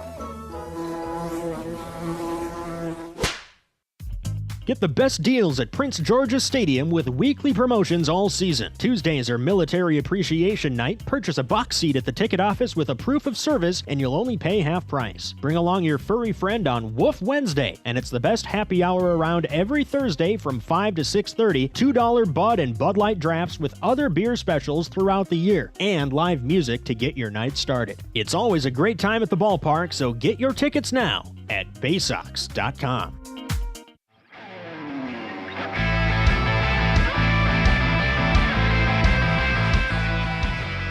Bottom of the second here in Akron. The Baysox have a lead now, 2-0. Probably could have been a little bit more as Bowie had a string of 5 consecutive batters reach safely, but they ran themselves into 2 outs. Runner thrown out on a single, and another runner picked off. Jace McDermott back to work, though, faces the number 9 batter. First pitch to Julian Escobedo is smashed out to right field for a solo home run. 1 pitch, and Akron is back in this, trailing just 1 run. 6th homer of the year for Escobedo. 7th home run allowed by Chase McDermott in just over 24 innings. Something about the number 9 batter. That's where McDermott loses it. So what happened last time he started, walked the number 9 batter and instantly gave up an RBI triple to the next batter. So now as you go back to the top of the lineup, Bowie only leads by 1. Here's Jose Tena. First pitch. And Tena watches up and away. Fastball starts the count out at 1-0. Again, Bowie can't be perfect, and it was very nice to finally see the Baysox pick up hits with runners in scoring position in the third. The 1-0 pitch. This is down and away, 2 balls and no strikes. But to leave more on the table the way that they did, very easily could have made that a 4-run inning without having the runners thrown out. And then who knows how far the inning could have gone. The 2-0 pitch. Swing and a miss, curveball down, and it's 2-1. And that could have made it a 4-1 game instead of what's now just a 2-1 game. So it's on McDermott to hold the line. The 2-1 pitch to Tena. This is outside. Fastball runs it to 3-1. Tana struck out swinging on a 2-2 offering back in the first. And again, what the problem is right now for McDermott is that he's already north of 50 pitches. And he's only recorded 6 outs. The 3-1. Bounce to first but foul. Tana too far ahead of a curveball, and it runs the count full.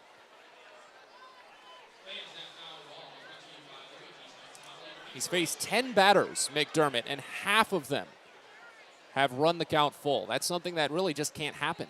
The 3-2.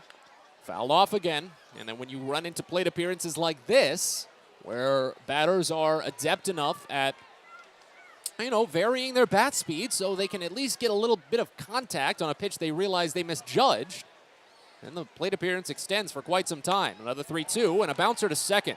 Couple of hops on a liner where Norby picks it up. Good little scoop, and he fires to first in time for 3. First time that Norby has seen the ball, first ground out all day.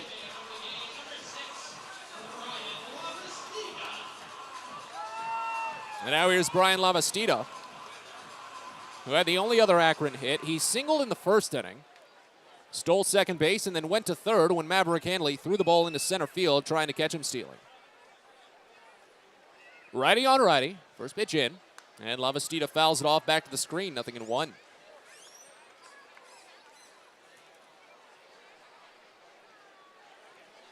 Well, down in Richmond, the Squirrels still lead Erie 2-1. They're in the bottom of the fourth in that contest. As the next pitch here misses up and inside, it's 1-1. So we sit in the bottom of the third. Bowie ahead by just 1 right now. So identical score, 2-1. Next pitch. Down and inside, 2 balls and 1 strike.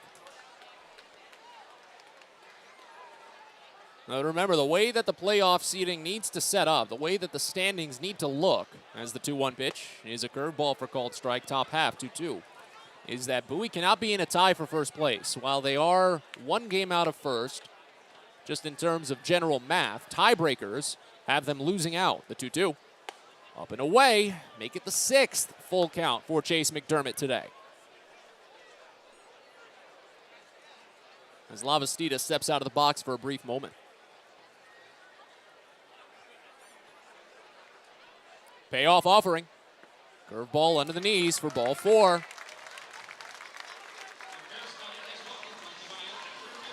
Well, this is relatively similar to what Justin Armbruster went through yesterday. Armbruster dealt a handful of full counts, but he only walked 1 batter. Cade Povich was more like this outing for McDermott. Povich was constantly running counts full. He needed 62 pitches over just 4 innings.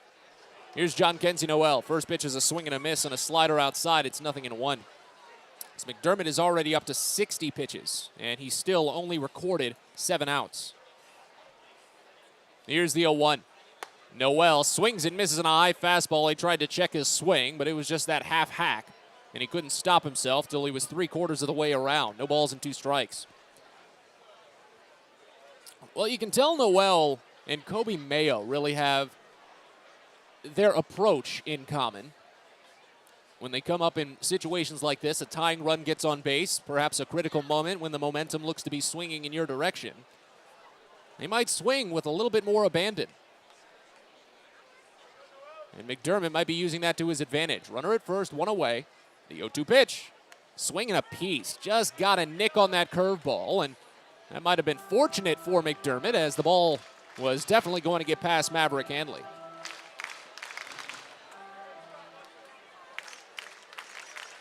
That would have allowed Lavastida to advance, but the count stays at 0-2, and Lavastida stuck at first. Another 0-2. And a fastball misses low. Noel lays off. He realized he hadn't seen a single pitch in the zone yet, so he decided to wait and catch what might come. It's a ball and 2 strikes. I imagine McDermott feeds him something in the inside. Next pitch, swung on and missed outside. Whatever. That's the 5th strikeout for Chase McDermott so far. Got him with a good fastball. A little tailing action there. And 2 away here in the 3rd inning. Well, it still doesn't seem as if anyone is warming in the bullpen for Akron. So Doug Nikhazy might continue into the 4th inning. While Bowie was able to put on 2 runs in the 3rd, Nikhazy is still having the more efficient start in essence. He's only thrown 57 pitches. Here's Mike Caprice. First pitch to the lefty. Has swung on and missed. Curveball sends him to a knee. It's 0-1 to start. Preece struck out on a 0-2 pitch back in the first inning. Solo home run for Julian Escobedo on the first pitch of this frame. Made it a 2-1 game, but Bowie still ahead. 0-1. Breaking ball fouled off. Another curve. And it's no balls and 2 strikes already on Preece. But that's a tying run at first. Lavastida has attempted 5 stolen bases this season on an 0-2 count, though. I doubt he even sniffs taking off. As McDermott sets out of the stretch. Next pitch. Down and away, kept in front by Handley. And it's a ball and 2 strikes.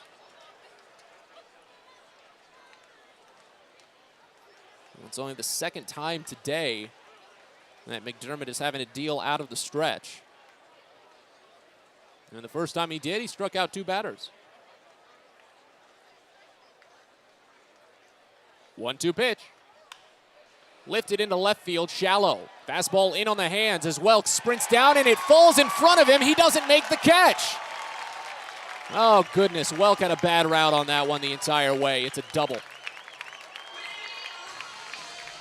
I'm not sure what happened there.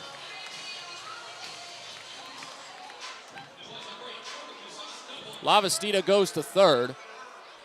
And now the tying run is at third. A go-ahead run is in scoring position for the switch hitter Angel Martinez. And here comes Josh Conway. I'm really unsure what just happened there. If Welk had a bad jump, if he even saw the ball. He just let that nonchalantly fall in front of him. Did he think it was going to go foul? I can't say. But with the infield in, they'll chat on the mound. Gives us a chance to tell you about our friends at Pest Now. They're a proud partner of the Baysox. They provide pest control services for Prince George's Stadium, so that's how you know that you're going to get someone reliable. If you've got any problems between residential or commercial pest control with mosquitoes, termites, even general pest control, whatever it might be, they'll help you. Give them a call, 301-231-8300, or visit them online at pestnow.com. So let's reset. Bowie leads 2-1 here in the bottom of the third inning. But Akron is threatening. Julian Escobedo homered on the first pitch here in the bottom of the third. Jace McDermott got a ground out. Brian Lavastida walked in the full count. McDermott struck out John Kinsey Noel, and Mike Caprice just blooped a double in the left field. And now Angel Martinez bats with tying run at third. McDermott sets and looks back at second, not being held on. First pitch. Swing and a miss. Very good off-speed outside as Martinez is a little antsy at the plate. It's 0-1 to start. That was the 29th double this season for Preece. Martinez struck out swinging on a full count back in the second inning. McDermott sets. The 0-1. Fastball too far down and inside. It's 1 ball and 1 strike. Now, Bowie's getting a right-hander up and warming. This is... I don't like saying this, but just in terms of the amount of pitches that McDermott has thrown, this hasn't necessarily been that good of a start. The 1-1 pitch. This is down and away, kept in front again by Handley. It's 2 balls and 1 strike.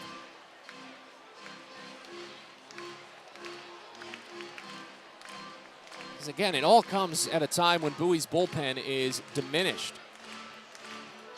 McDermott's thrown 71 pitches.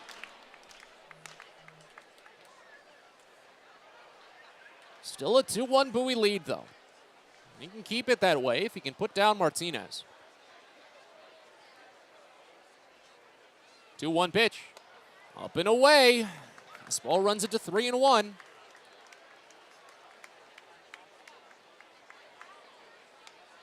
This is the 8th batter out of the 14 that McDermott has faced that has gotten to a 3-ball count.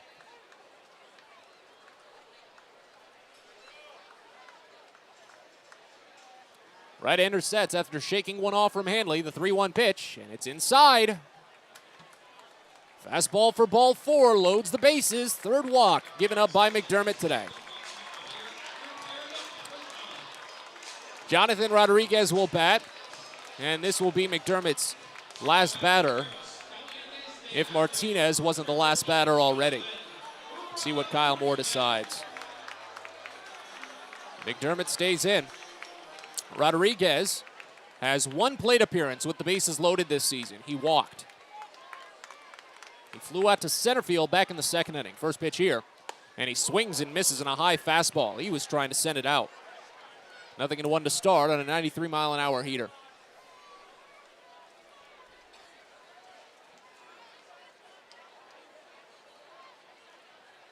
McDermott comes set.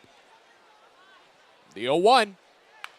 Bounced over to second, a slow roller. Norby charges in, avoids the runner, and sidearms a toss to first, ending the inning. McDermott strands the bases loaded, but he's nearly at 80 pitches after just 3 innings. Solo home run by Julian Escobedo to lead off the frame, and as we go to the fourth, Bowie leads 2-1. You're listening to Baysox Baseball. The best way to take in a Baysox game is with a group outing at Prince George's Stadium. Everything from entertaining clients to birthday parties and even fundraising opportunities for your team, the Baysox offer plenty of options for your group at unbeatable rates with plenty of options on suites, seats, and decks around the ballpark.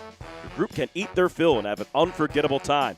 Find out more and schedule your group outing by calling 301-464-4880 or going to Baysox.com. Baseball is a game of specialists. Base stealers, closers, cleanup hitters. Together, they help their team stand out from the rest. Specialists also help set Chesapeake Employers Insurance apart from other workers' compensation insurance companies. Our health services team includes orthopedic surgeons, nurse case managers, a physical therapist, and more, all to get your employee back to work, contain costs, and keep premiums down. That's teamwork. To learn more, connect with your agent or visit Chesapeake Employers at CEIWC.com. On the Green Incorporated is your lawn care team, providing professional organic-based lawn care programs for residential and commercial lawns. Our lawn care programs provide ballpark quality results. Each service is custom tailored with guaranteed results for even the toughest lawns. On the Green also offers outdoor pest control services. Mosquitoes, ants, ticks, and more. Safely and effectively control insects and enjoy the outdoors this summer with On the Green Incorporated. Go to onthegreeninc.com.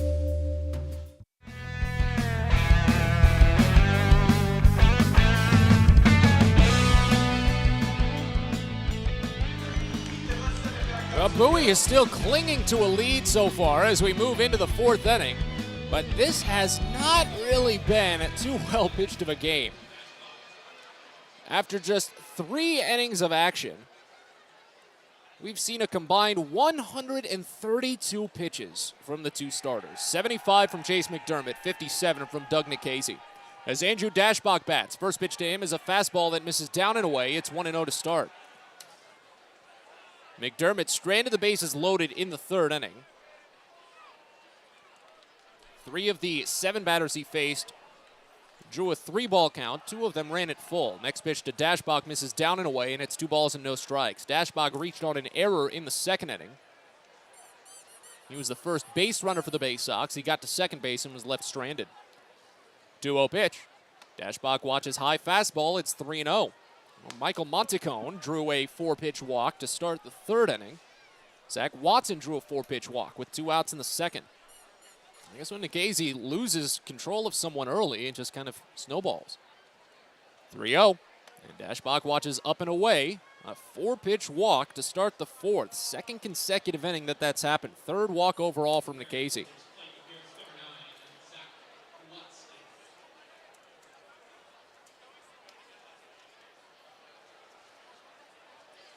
So now here's Watson, who drew the other walk back in the 2nd inning.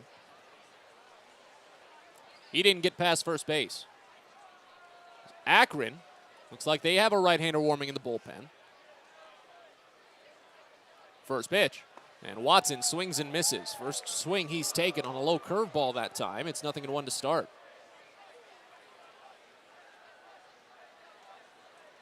Man, I need some new binoculars.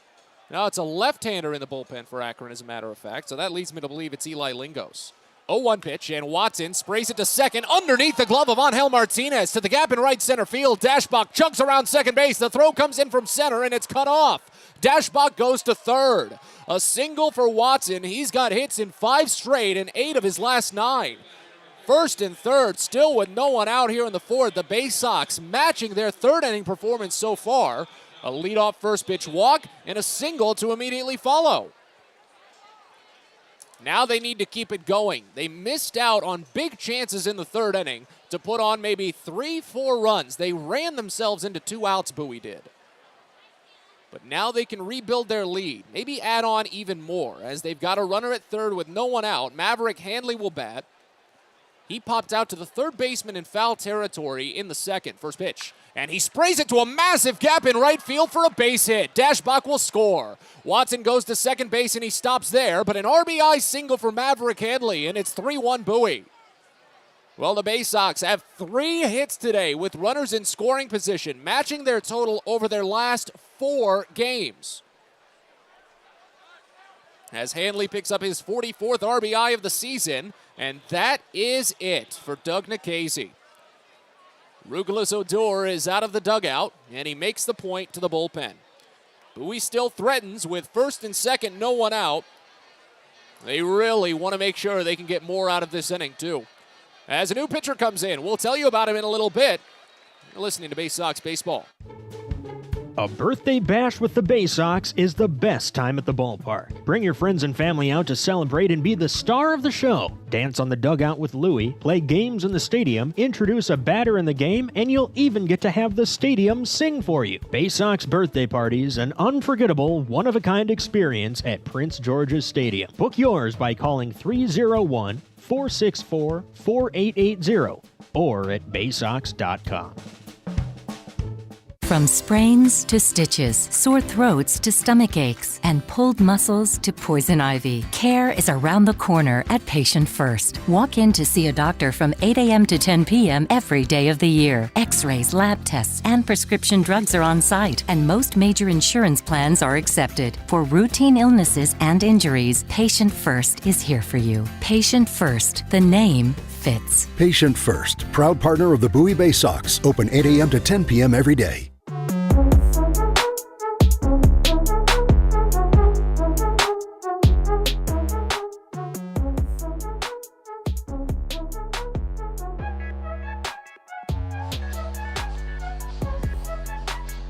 So Bowie trying to pick up where they left off in the third inning. Leaving a couple on base, running into a couple of outs. They're making up for that lost time.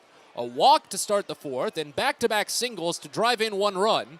That forces Akron to make a pitching change as they go to the other left-hander in the bullpen. Randy Labout came out yesterday, and now today Eli Lingos will take over. Ducks stick with the left-handers after Doug Nikhazy calls it a day. Still a tough start for Nikhazy here in his Double-A career, as his line is not closed, and his ERA barely shrinks. It could actually go up at the end of the day. He went 3 innings plus some change, could not get an out in the fourth. He allowed 6 hits, and so far 3 runs all earned. It could go up to 5. He struck out only 1 batter and walked 3, did not allow a home run. As Lingo steps in, he faces the number 9 batter, Michael Montecone. First pitch, and he squares to bunt, bunts it high off of the pitcher's mound, and it falls in fair. I said the mound, it falls in foul, as a matter of fact. Lost track of that one. It was a Baltimore chop in front of home plate. The catcher didn't see it at all. Lingo saw it the whole way, and he was trying to chase it down. It falls in foul on the left side of the third base line. It threw me for a loop as much as it threw the catcher for a loop. My apologies. But it's 0-1 to start after Montecone tried for the sacrifice with first and second, no one out. He'll just have to take the long walk back into the box and try again. But Nikhazy is the losing pitcher today as long as Bowie can maintain this lead. His ERA only shrank about 0.3 of a run. And again, it could actually go up if both inherited runners score. The 0-1. And Montecone watches high. Fastball runs it even at 1. Michael Montecone drew a 4-pitch walk back in the third inning to lead off. He scored for Bowie in that frame. They put on 2 runs there. They have a run here in the fourth. It's 3-1. First and second, still no one out. As Lingos sends home the next. Up and away, off speed, and it's 2 balls and 1 strike. Eli Lingos, 5'11", 200-pound, 26-year-old lefty from Phoenix, Arizona. 22nd round draft selection in 2018 from Arizona State. He used to be a starter in the Akron rotation, but he shifted into bullpen work this season. 20 appearances, a 1-2 record, and a 2.41 ERA. And he steps off the mound to look back runner at second. That's his first step off. Lingos' story is pretty inspirational. We can discuss it in a second. 37 in the third innings, 28 strikeouts, 11 walks. He's allowed 3 homers. This season, he's inherited 6 runners. 3 of them have scored. The 2-1 pitch, and Montecone swings and misses at a changeup. 2 balls and 2 strikes. Lingos has a very deceptive delivery. I shouldn't say delivery. It's more of a deceptive and secretive come set.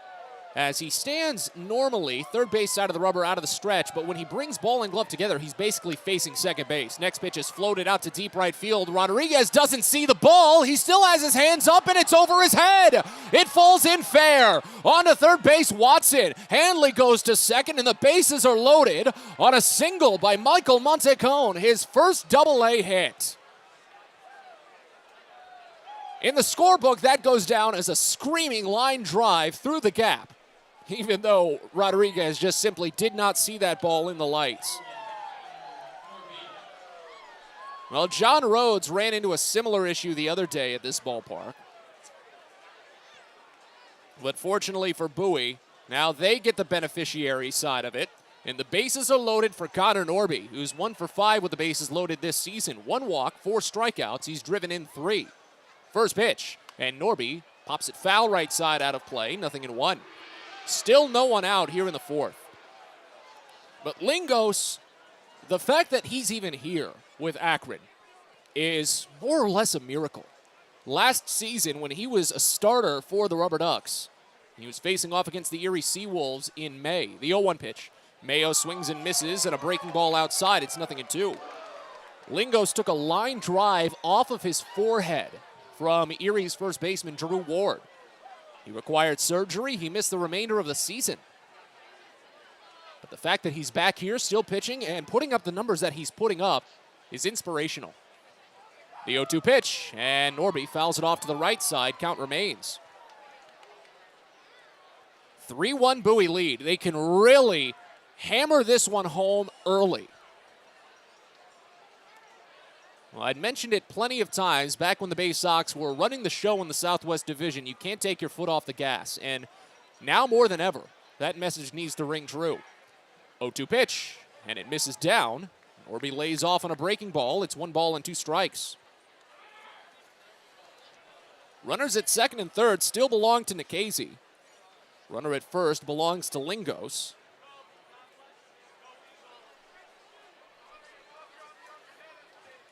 The left-hander fires a 1-2. Norby swings and misses. Curveball outside. First strikeout for Lingos, second overall for Akron pitching.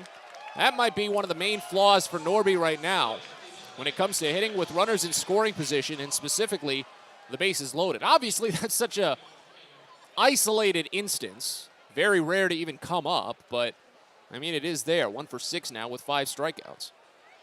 It's not something to harp on. It's just one of those quirks that I like to note. Here's Kobe Mayo, RBI single in the 3rd, 1 for 2 overall. First pitch. Mayo watches breaking ball miss down and inside. It's 1-0 to start. Mayo is 1 for 6 with the bases loaded this year. He has 2 RBI. He struck out 4 times as well. But a sacrifice fly would still at least give Bowie a 3-run lead. They just want to get more out of that.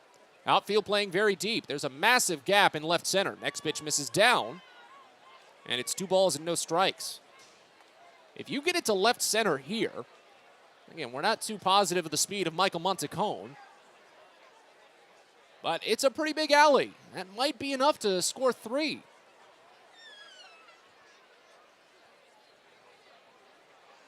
Lingo sets. The 2-0. And Mayo watches a called strike.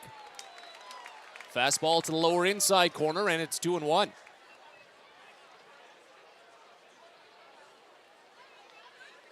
Again, Bowie left a lot on the table in the 3rd inning. They don't want to make that same mistake here in the 4th. 2-1 pitch. Mayo cranks it deep out to left field. Breeze is running back, and there it goes. Kobe Mayo says goodbye. A grand slam, and it's 7-1 Bowie. His 5th home run of the season.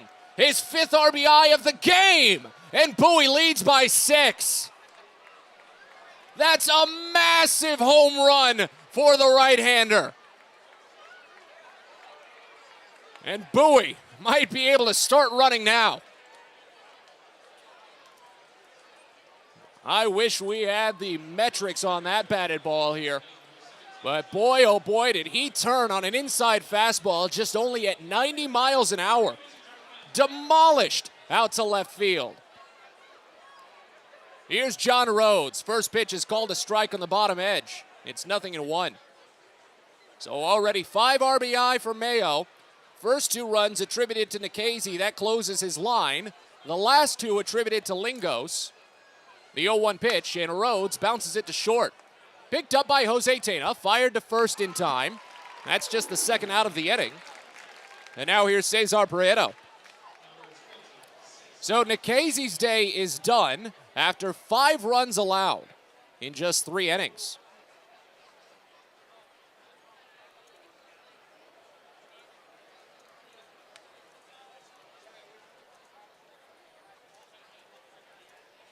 In steps Cesar Prieto.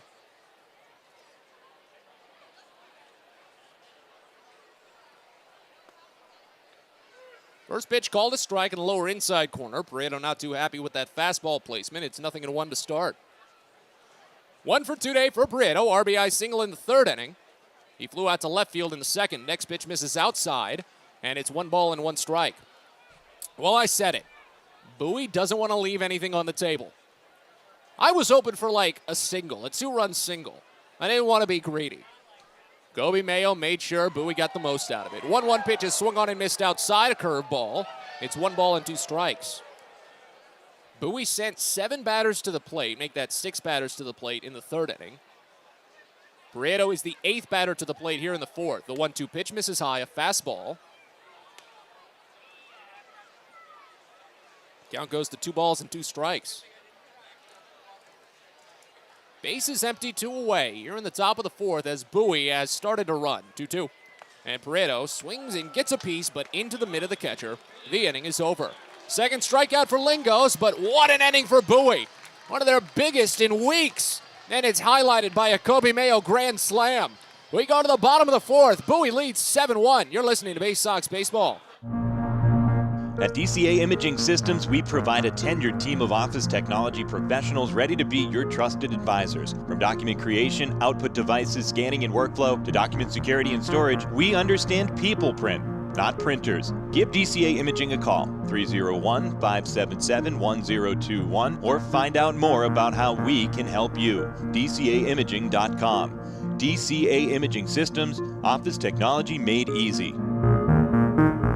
Hey fans, do you know your mud hens from your trash pandas? Then play Minor League Rundown, the official free-to-play game of minor league baseball, and compete for tickets and game day experiences. Rundown is made for masters of ballpark trivia. Playing is free and easy on any mobile device. Just head on over to www.ballyplay.com to sign up and play. Return for each open round to vie for more prizes, including the grand prize to attend championship weekend in Las Vegas this October. It's never been this fun to get caught in a rundown.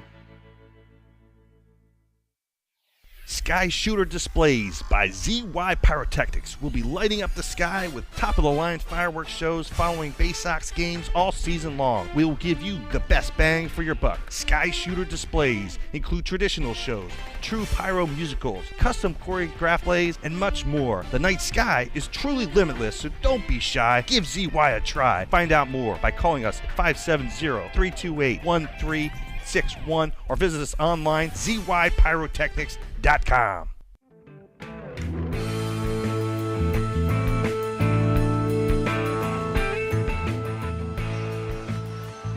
Well, the Baysox offense is starting to look like they did back in July and August, and boy, is it fun to see. As we move to the bottom of the 4th, Bowie leads 7-1. And now with a 6-run advantage, Chase McDermott can come back out for another inning of work, even though he's at 75 pitches after just 3 innings. First pitch to Reynel Delgado is called a strike. Next offering, called a strike again. Fastball in the lower inside corner. It's 0-2. Delgado walked in a full count back in the 2nd inning, as McDermott has really been having a tough time getting quick outs today. The 0-2 pitch is down and away for a ball. It's 1 ball and 2 strikes. There hasn't been one individual plate appearance that lasted like 8 pitches, 9 pitches, 10 pitches. Now, they've all just been around 6 pitches, maybe a 7-pitcher here and there, but they've all been running long. The 1-2 bounced to first. Couple of hops where Dashbox scoops it up against the shoulder, and he'll jog to the bag himself. 3 unassisted, and there's 1 away. And now Daniel Schneemann steps in. Well, things are a little interesting down in Richmond again. The Erie Seawolves tied the game. Dane Myers has been doing all the work for Erie. Had a solo home run and then a game-tying RBI single in the 5th. First pitch to Daniel Schneeman here is a breaking ball too far inside, 1-0 to start.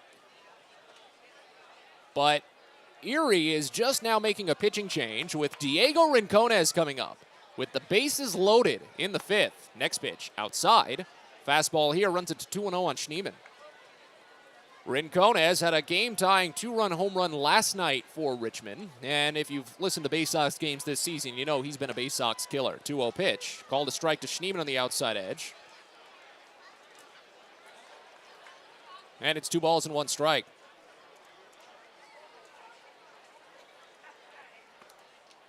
Two 1 misses down, 3-1.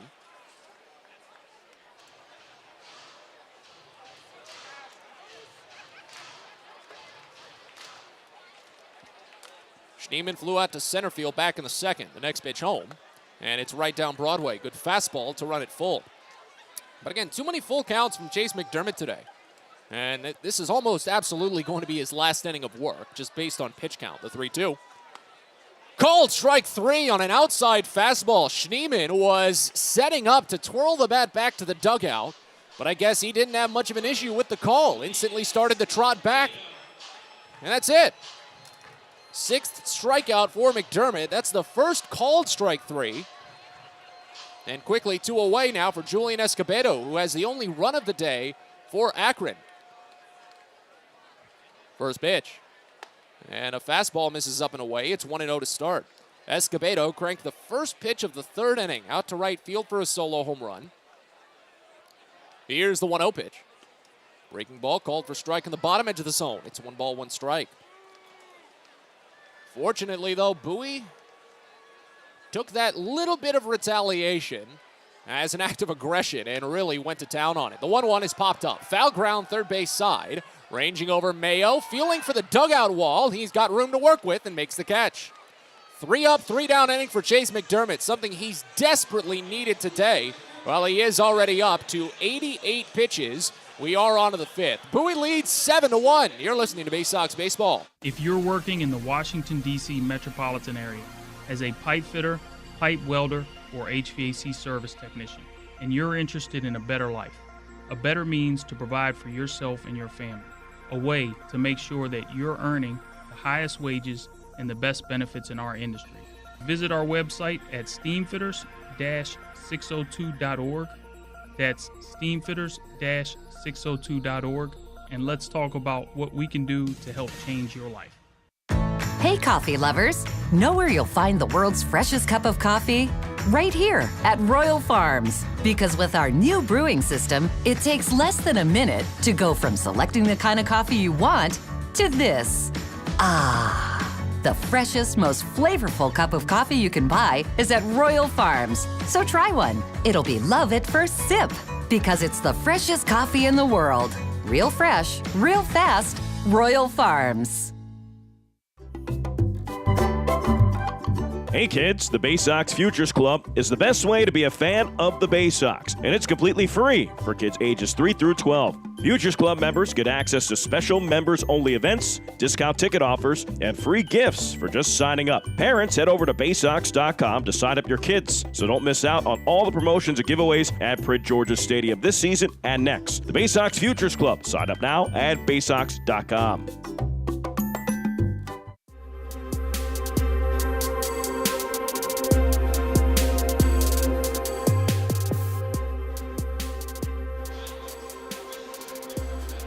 Thank you, as always, for stopping by. It's always a pleasure to have you along each night. Even though we are down to the final 4 games of the regular season, still my pleasure. Matt Sabatis with you from Canal Park in Akron as we move to the 5th inning. Bowie leading 7-1.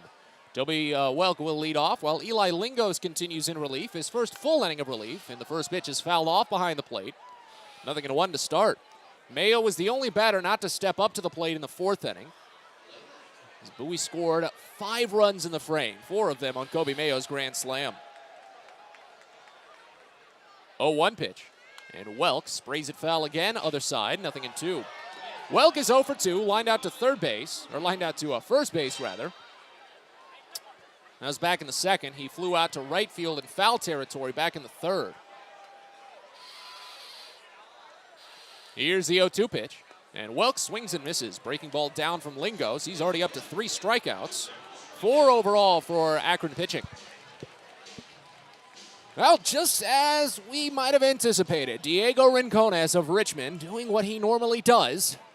Apparently he does pretty well against the Seawolves, just as he does pretty well against the Baysox. Rincones with 2 outs drives in a pair with a single to put Richmond back ahead 4-2 as they move to the 6th inning down in the diamond. Here's Andrew Dashbach. First pitch misses high, a fastball, and it's 1-0 to start. Looks like Bowie is going to start getting someone up and moving in the bullpen. Again, Chase McDermott is already at 88 pitches over 4 innings. You can't send him out for the next frame, as the 1-0 is called a strike. Curveball on the inside edge that Dashbach thought about, but it's 1-1. 0 for 1 day for Dashbach. He reached on an error in the second, walked and scored in the last inning. 1-1 pitch, and he swings and misses. Curveball down, and it's 1-2. That's some good sequencing. Go with the curveball in the zone to draw the eyes, and then fire it again under the zone to get him to chase. I think that might be Griffin McClarty warming up for the Baysox. Hard to tell. 1-2 pitch. And this one's drilled deep out to left center field. Sends Preece curling back to the warning track, but he looks to have a beat on it. Stops in front of the track and makes the catch. It is a deep left center field wall here at Canal Park. Dashbach gave it a good crack, but there's 2 away. 4 in a row retired by Eli Lingo since Mayo's grand slam.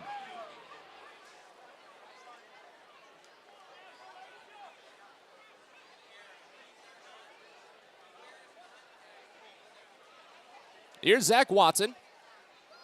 First pitch. This is high. Fastball starts the count out at 1-0. Watson 1 for 1. Walked in the second, singled and scored in the fourth. As the 1-0 pitch is fouled off to the right side, popped out of play. Make it 1-1. Boy, it's just nice to see Bowie finally breaking out of that slump. And not only doing it with just a couple of hits, but 5 hits today with runners in scoring position. The 1-1. Watson checked his swing. I think the pitch got under his bat there, a little under the knob. It hit off of the catcher and rolled away. 2 balls and 1 strike. So over their last 8 games entering this series, Bowie only had 5 hits with runners in scoring position. And they've got 5 tonight. That's the turnaround that this team needs, the 2-1. And Watson reaches for it, pokes it out to left field. It's in for a base hit. Just stuck his bat out there on an outside curveball and lined it out to left. He's got his 2nd hit of the day. Watson has really been having a good month right now for Bowie. Batting average up to 250 here in this month after that hit, compared to just his 187 overall. He's on a good run. Now Maverick Handley digs in.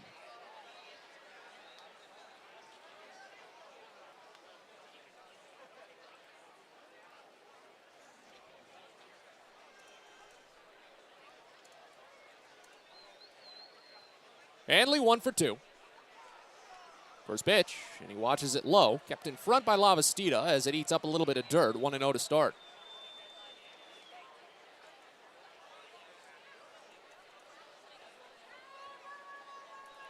Handley popped out to third in foul territory in the second. He singled to right field in the fourth to drive in a run. Next pitch here is hit up the middle over the mound, sliding over the second baseman Martinez. Goes to second for 1. They were able to get the force of Watson, and that ends the inning. Watson tried to slide in, but just missed the mark. Tena had a good snipe there to get to the bag in time. So a force out goes 4-6 to end the inning. Bowie gets a 2-out single, but doesn't do much with it. They still lead by 6 as we're halfway home here at Canal Park in Akron. You're listening to Baysox Baseball. If you own or operate a building or facility, or if you're a general contractor that is located or operates in the D.C. area, there is no doubt that it is important for you to have the best trained and most qualified people working for you. Members of Steamfitters UA Local 602 provide the highest level of HVAC, mechanical, and specialty piping services to the various customers we serve. For more information about the services we provide and for a list of companies you can hire, please visit steamfitters-602.org. Fielder's Choice Flex Packs with the Bowie Baysox. The best value to see the best games at Prince George's Stadium. You could save up to 30% on your selected seat from day one and enjoy a number of exclusive member benefits, including flexible exchange options, discounts on suite rentals, special access to the Diamond View restaurant, and a free members collectible at your first home game of the year. Get your pack now by calling 301-464-4865 or heading online to baysox.com. Everyone deserves a great smile, and Rad Orthodontics is here to help you, Bowie Baysox fans. Rad Orthodontics accepts most insurance, and whether it's braces or Invisalign aligners, anyone can get the smile they've always wanted with our flexible payment options. With two of the country's leading orthodontists right here in the D.C. area, we love to see Baysox fans smile with confidence. So get that amazing smile you deserve. Visit radsmile.com today and book your free consult. That's radsmile.com for Rad Orthodontics, official smile provider of the Bowie Baysox.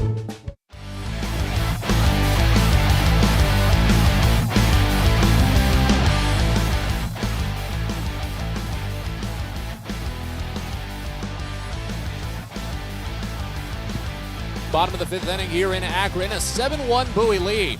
The Baysox are making their first pitching change of the day. Chase McDermott is done. He's not going to factor into the decision today, thanks to a 6-run edge for Bowie, but McDermott, it was an okay start. The only problem was he just threw way too many pitches. Could not get batters out when he needed to. 4 innings for McDermott on 3 hits and 1 run. He struck out 6 and walked 3, allowed 1 home run. That was the only run. As Griffin McClarty takes over. First pitch to Jose Tena. Tena squares, but pulls back on an outside slider. It's 1-0 to start. It'll be Tena, Lavastida, and Jhonkensy Noel, the top of the Akron lineup. Left-hander, then 2 righties to bat.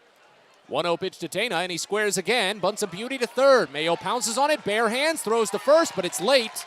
Tena's got the wheels, and he opens with a bunt single. Surprised Mayo wasn't playing a little bit closer inside after the first bunt attempt. But it's a 6-run lead, so you don't need to get too aggressive in your fielding decisions, I suppose.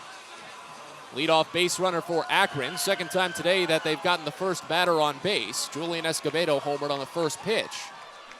He saw in the third inning. That was the only other time. Here's Brian Lavastida. He's gotten on base twice, gotten to third base twice, has not scored. First pitch, and he watches slider miss outside. It's 1-0 to start. Lavastida singled in the first inning, got to third on a stolen base and an error.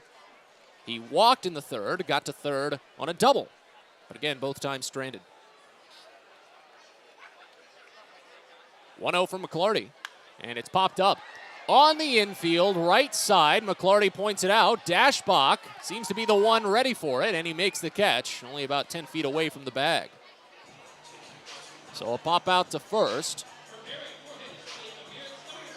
And there's one away. Now as Jhonkensy Noel steps in. Griffin McClarty, 6'3", 185-pound right-hander. 8th round draft selection in 2019 from the College of Charleston. On the season for Bowie, he's made 27 appearances, gone 2-4 with a 6.48 ERA. Noel is 0 for 2 with 2 strikeouts today. First pitch. And he gets blunked. Fastball inside. Took a chunk of flesh off of his tricep there. And Noel will reach. Tena will go to second base. Honestly, Tena was probably going to try and steal second at some point during that plate appearance. So, I mean, hey, get a lot of that out of the way. Mike Capriz will step in now. Here's the thing, and I don't want to play Debbie Downer right now. But Bowie has blown a 6-run lead at this ballpark already once this season. Mike Capriz is 1 for 2 with a double. First pitch. And he gets ahead of a fastball, fouls it off into the dirt, 0-1. So while Bowie is ahead big, and it's all nice, can't let up. Need to run away with it, take care of your business, and hope that Richmond can help you out. First and second, one away, the 0-1 pitch. Again fouled off, fastball up and away, it's 0-2.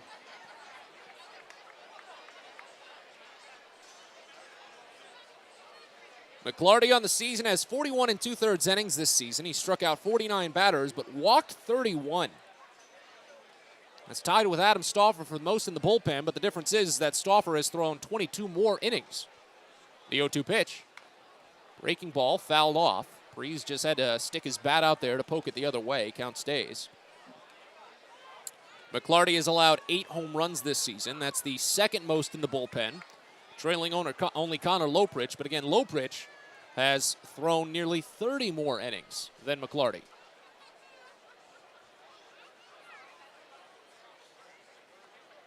The 0-2. This is high a fastball, a ball and 2 strikes. McClarty is coming off of a blown game against Richmond. It was a 2-2 game going into the 9th inning. It was actually the last time Chase McDermott had started as well. But we had a tough time scoring in that one. Next pitch is poked over to second, a chance for 2 as Norby sidearms to Prieto at short, back to Dashbach, but that throw is late. Fielder's choice goes 4-6 as Tana advances to third. Noel is put out and Prees reaches on the second out of the inning. Just a slow enough roller, and now 2 away for Angel Martinez. Runners at the corners. But McClarty came in. A 2-2 game. Bowie trailed 2-0 into the bottom of the 8th and hit back-to-back home runs to tie the game. In the top of the 9th, McClarty walked the first batter, gave up a fly out, but then walked the third batter and gave up a 3-run home run. Bowie lost that game 5-2. That was it. First pitch to Martinez, and he watches fastball miss up and away. It's 1-0 to start. Martinez walked back in the 3rd inning. As Bowie leads 7-1 here in the bottom of the 5th. Next pitch. Fouled off, back to the screen. Run the count even at 1 ball and 1 strike.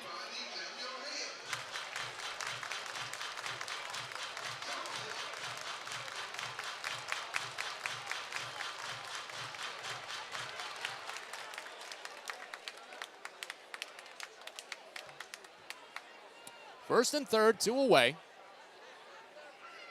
McClarty fires the next, and it's swung on and missed. Fastball down and inside. You know, when the fastball for McClarty is working, it is an excellent pitch. Follows a lot of the same run, it feels like Connor Loprich's fastball, which has made some of the best strides this season. Just some great movement on both planes.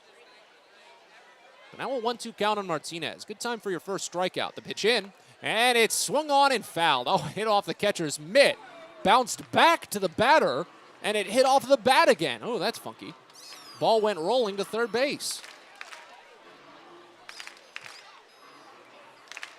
So Martinez just got a little piece on that up and in fastball. We'll do it once more at a ball and 2 strikes.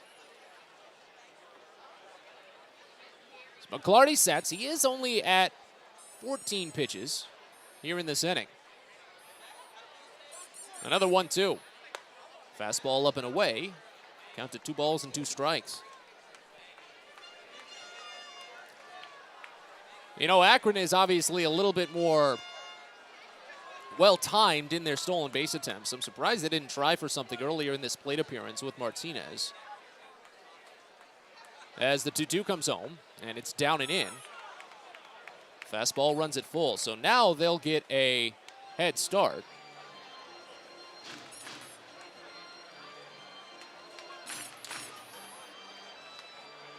But I mean, considering that Maverick Hanley had thrown a ball into center field earlier in this game, if you try a stolen base and you can draw the throw, that probably could have given you a run.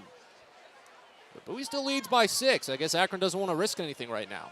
They want the surefire runs. Payoff pitch, and it's lifted deep out to left field. Welk sprinting to the corner, now toward foul ground, and it gets out of play. Slices just enough to get by. And the count stays full as McClarty will have to try again.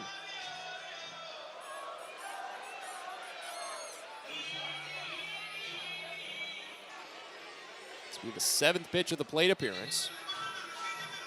Make it the 8th, actually. There's already a foul ball with 2 strikes earlier.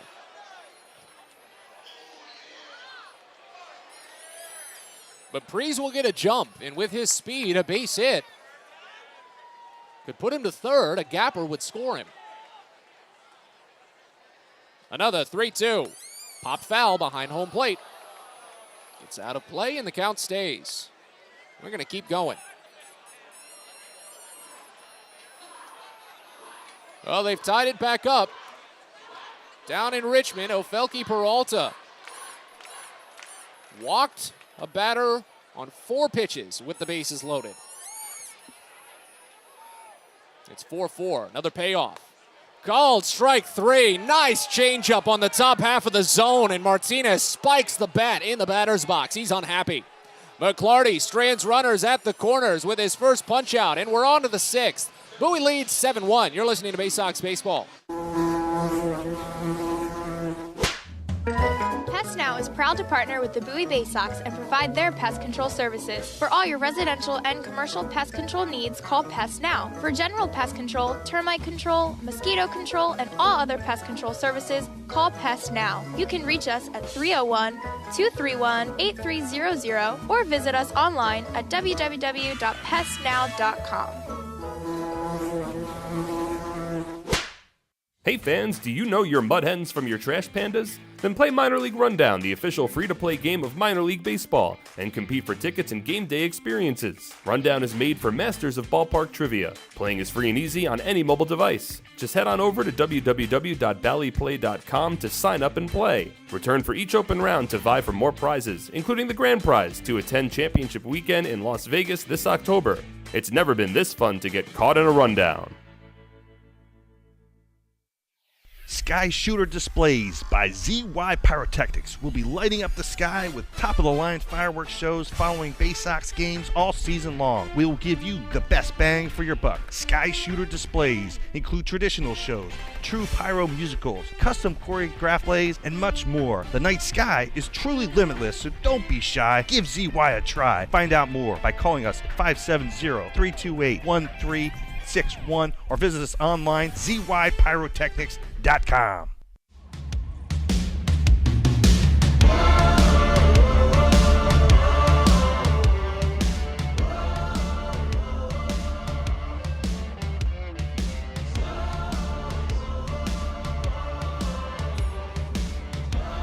Moving on to the 6th inning here in Akron. Bowie leads 7-1. 9-1-2 set to bat. Eli Lingos is going to continue with his long relief. Second full inning of relief, 3rd inning overall for Lingos. He'll face Michael Montecon to start, and the first pitch is crushed out to center field. Escobedo, he was initially about to sprint back, but actually has to stop quickly and only takes a couple of steps back. Center fielder makes the catch. 1 pitch, 1 out. Back to the top of the lineup for Connor Norby.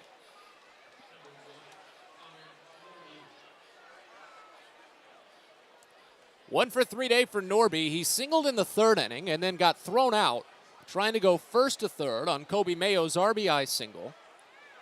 He struck out his last time up. As Lingos delivers the first pitch, Norby watches up and away. It's 1-0 to start. And that strikeout was against Lingos with the bases loaded and no one out in the 4th. But Kobe Mayo made up for it a batter later. As the 1-0 pitch is high, a fastball, 2 balls and no strikes. Well, Lingos obviously has distance in his arm. Starting pitcher last season. 20 appearances this year and 37 innings this season. He's actually coming off of a very strong appearance against Harrisburg that saw him go 3 innings, the 2-0. This is outside, 3 balls and no strikes on Norby. Hey, Lingos tossed 3 scoreless. He walked only 2 batters. Didn't give up a hit, struck out 2. Actually, his last 3 outings have all been multiple innings. But the Harrisburg appearance was his only one of 3 innings. 3-0, misses high, and it's a 4-pitch walk. Bowie has drawn 4 walks today. All 4 of them have been of the 4-pitch variety. They've not had to try on any of them. Just stand in the box and stare. That's the first one from Lingos. And now here's Mayo on a 2 for 3 day. 2 very big hits, mind you. It's already a career-high tying 5 RBI. First pitch to him here is called a strike in the lower outside corner, 0-1. Mayo struck out looking on 3 pitches in the first and instantly turned it around. RBI single and a run in the 3rd, grand slam in the 4th. 0-1 pitch here, and Mayo swings at it, taps it in front of the plate over to the mound. Speared by Lingos after dismounting the mound. He goes to first to get Mayo 1-3 put out as Norby advances to second base. Already 2 away now for John Rhodes.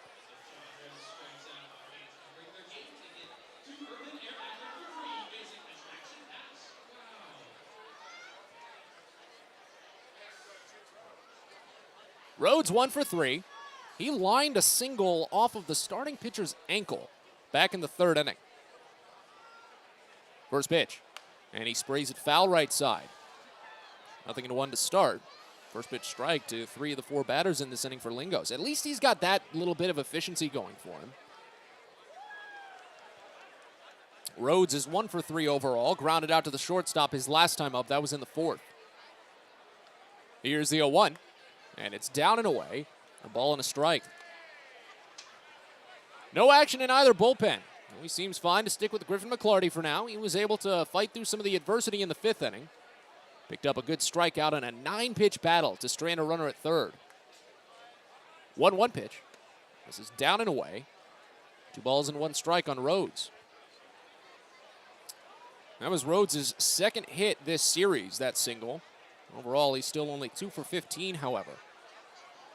Bowie's really been hoping for a couple of breakouts from the later arrivals from Aberdeen. The 2-1, and Rhodes bounces it to short. Sliding over to scoop, Jose Tena grabs and sidearms an art-target throw to first, 6-3. 4-pitch walk to Connor Norby. Doesn't do much as he's left at second base. Bottom of the 6th coming up. Bowie leads 7-1. You're listening to Baysox Baseball. Are you interested in beginning or expanding on a career in the pipe fitting, pipe welding, or HVAC service industry? Are you interested in a career path that will set you up for life without experiencing any college debt? If you are interested in these things and you live in the DC area, the Steamfitters UA Local 602 Apprenticeship Program is the best choice for you. For more information about our apprenticeship program and how to apply, please visit steamfitters-602.org. That's steamfitters-602.org. A birthday bash with the Baysox is the best time at the ballpark. Bring your friends and family out to celebrate and be the star of the show. Dance on the dugout with Louie, play games in the stadium, introduce a batter in the game, and you'll even get to have the stadium sing for you. Baysox birthday parties, an unforgettable, one-of-a-kind experience at Prince George's Stadium. Book yours by calling 301-464-4880 or at baysox.com. It takes time to get rich, flavorful coffee beans from the lush mountain regions of Colombia and Brazil to Royal Farms.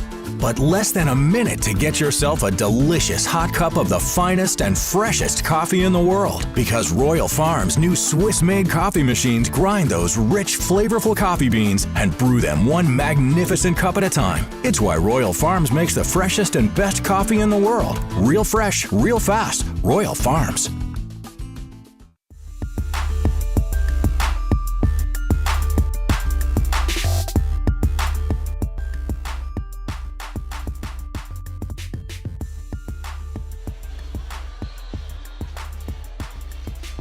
Bottom of the 6th here in Akron, a 7-1 Bowie lead. Griffin McClarty gets back for his 2nd inning of relief.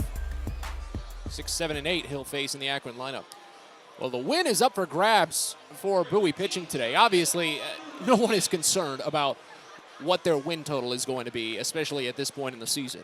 But, I mean, that part of the bookkeeping is there since Chase McDermott wasn't able to finish 5 innings. First pitch to Jonathan Rodriguez. Misses outside. Slider just barely. And it's 1-0 to start. Yeah, since McDermott only tossed 4 innings, needed 88 pitches to get it done. Reliever's going to pick up the win today. Is the 1-0. Is bounced to third. Nice sliding grab over by Mayo. He gets to his feet and fires one to first base in time. Not a hard hit ball, so Mayo didn't have to react too quickly, but still a tough play to make on one hop. 5-3 put out. Another good play. Mayo is really shining in this series. And now it'll be Reynel Delgado to bat. And that rule is always very peculiar in baseball, that if the starting pitcher fails to go 5 innings, but the team leads the entire time, first pitch to Delgado misses down, it's 1-0. If those conditions are met, the win is granted to the relief pitcher that the official scorer deemed most effective in the game, but did not record a save.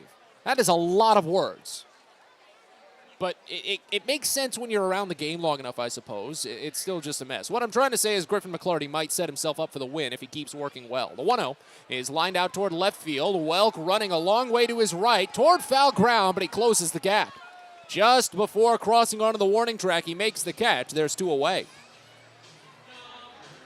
Yeah, so if McClarty tosses 2 scoreless innings for Bowie, that might be enough. The next question is, who's Bowie going to go to after him? I'd imagine maybe some combination of Nolan Hoffman and Clayton McGinnis. Probably McGinnis first. This would be a good time to bring him in, as he's not pitched in a couple of weeks after a stint on the development list. First pitch to Daniel Schneemann is called a strike. Upper outside corner, it's 0-1. And again, this isn't a crack on necessarily any particular pitcher in the Bowie bullpen, but it would still just be nice for Bowie to increase this lead even more so. As the 0-1 pitch is swung on and missed high, a fastball. It's 0-2. As they lead 7-1 here in the bottom of the 6th inning. I only say that because there have been games this season where Bowie has overcome 7-run deficits. There have been 2 games this season where Bowie has blown 6-0 leads. The 0-2 bounced to second, sliding over and backhanding Connor Norby. He fires to first in time. Schneemann actually got a good sprint going, but he's thrown out. 4-3, and McClarty logs a perfect 6th inning. We're on to the 7th here in Akron. Bowie leads 7-1. You're listening to Baysox Baseball.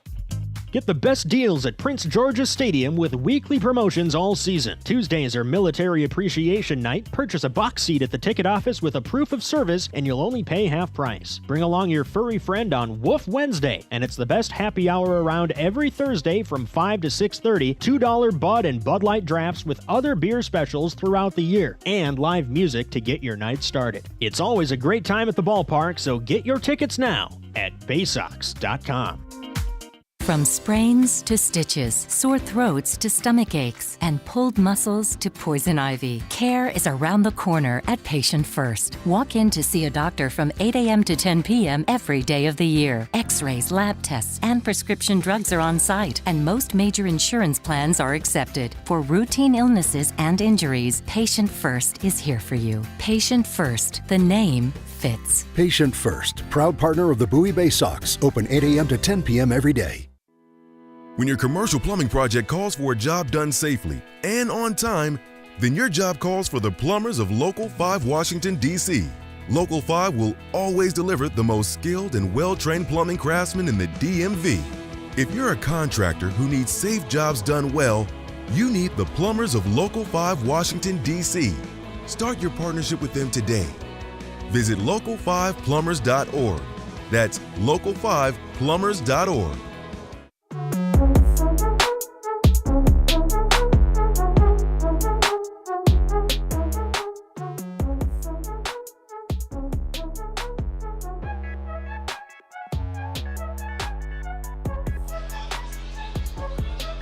Fans, don't forget about our friends at On the Green Incorporated. They're celebrating 25 years of custom lawn care and pest control programs.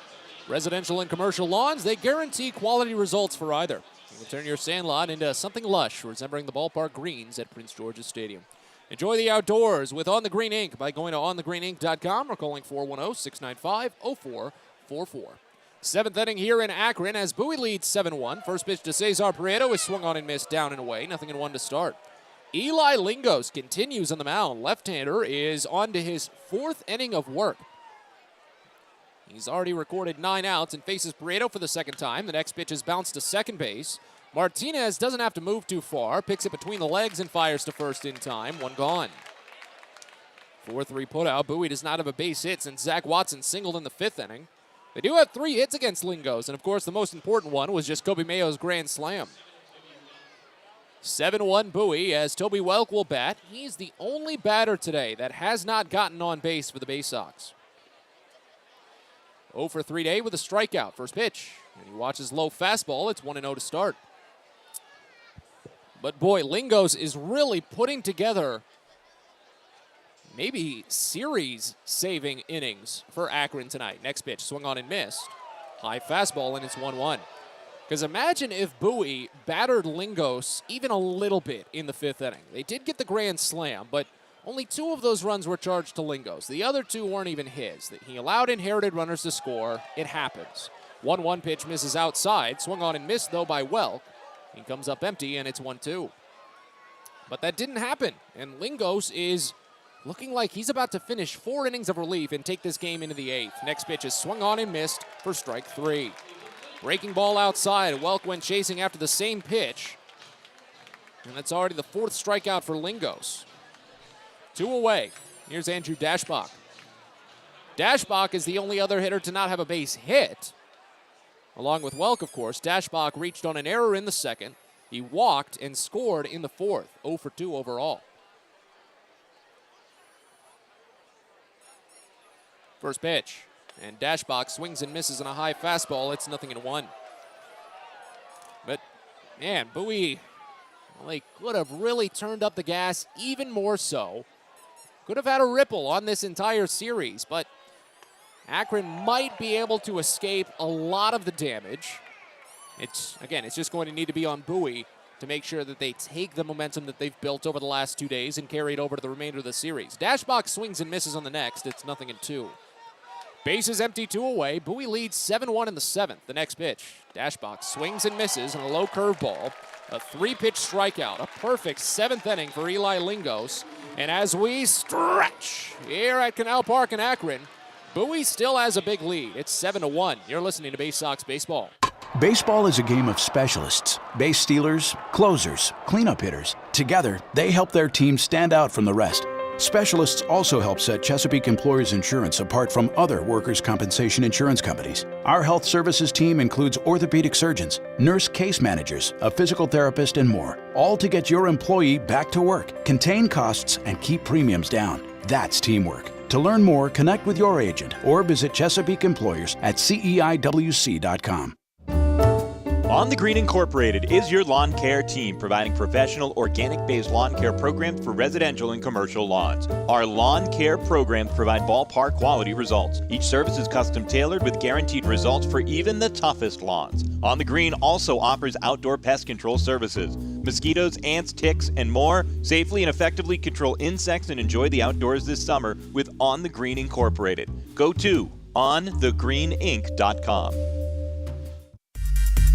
Get your gear and memorabilia from your favorite Baysox players and future stars of the Baltimore Orioles at the Tackle Box Team Store. Jerseys, hats, autographed bats and balls, all at great prices. Located right at the main gate at Prince George's Stadium and online at BaysoxShop.com, the Tackle Box is the only place to get the best Baysox gear for you and your favorite fan. It's the Tackle Box at Prince George's Stadium and at BaysoxShop.com.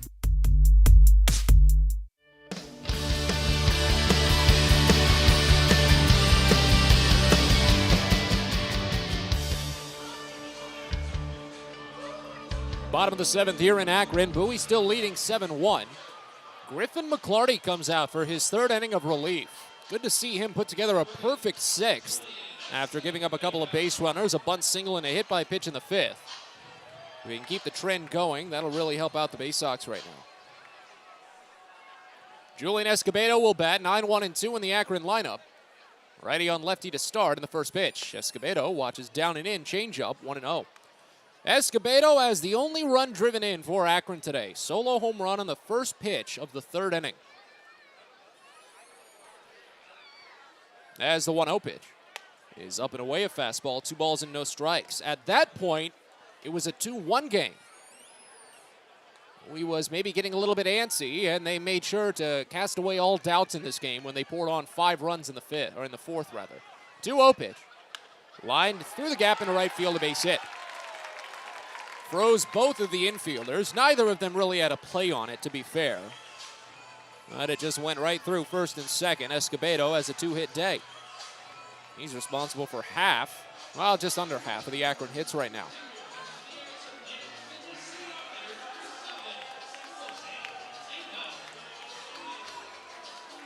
So top of the lineup for Jose Tena, as Akron is already starting their 4th time through.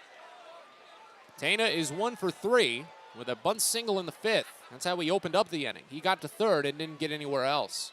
First pitch. He watches fastball miss up and away. It's 1-0. Well, much as I was talking about Eli Lingos putting together potentially series-saving innings for Akron in the last half inning as Lingos finished his 4th inning. And it looks like they might send him out for a 5th. Next pitch here is driven hard but foul up the first base line. Run the count even at 1 on Tena. McClarty is potentially doing something similar. You would just like to see him put together one more scoreless frame here, and then Bowie could hand it to someone else just for the last 2 innings.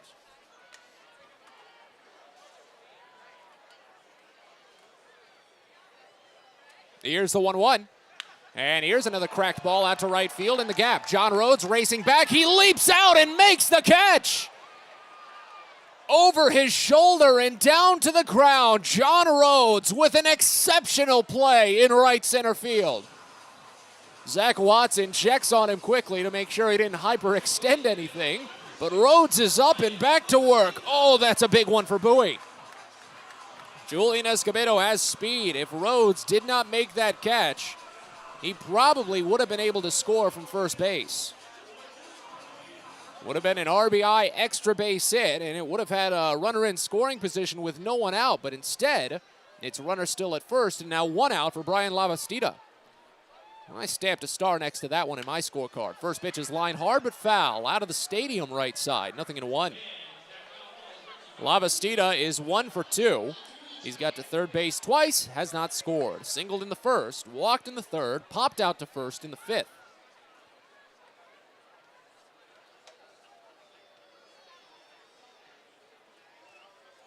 Oh, 1 pitch. And it's called a strike at the knees. The ball's in 2 strikes. Runner at first, 1 away. And again, at this rate for Bowie, now after McClarty can wrap up, I imagine the Baysox can go with Clayton McGinnis for the last 2 innings.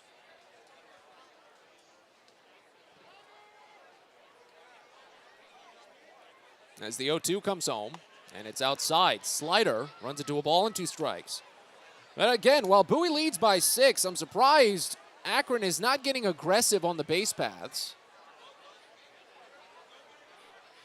Escobedo has swiped 15 bags in 21 attempts this season.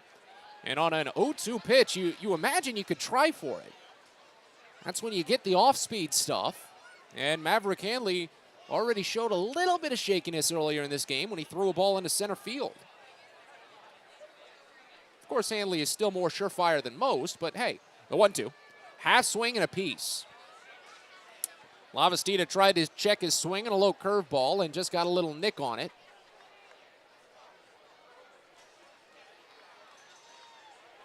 Goes back to the screen and the count stays. Well, there is someone throwing in the bullpen for Bowie, but I can't tell who it is. They're wearing a hoodie. The bullpen is out past right center field. The 2-2 is cracked into center field on the line. Watson sprints over to his left, runs down after a quick turn, and makes the catch. Hard line out by Lavastida, and after that leadoff single, there's 2 away.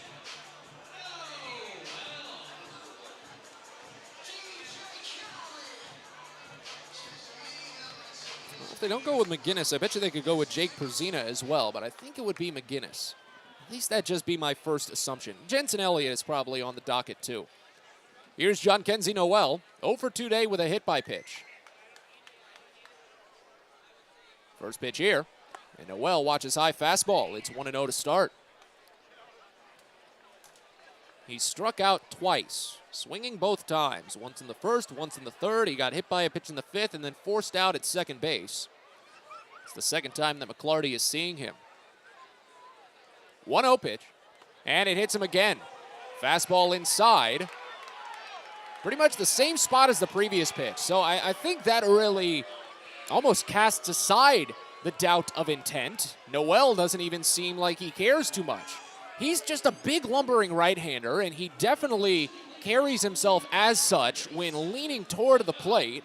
Not to say he leans in too hard, but McClarty definitely pitched a little bit inside the last couple of times.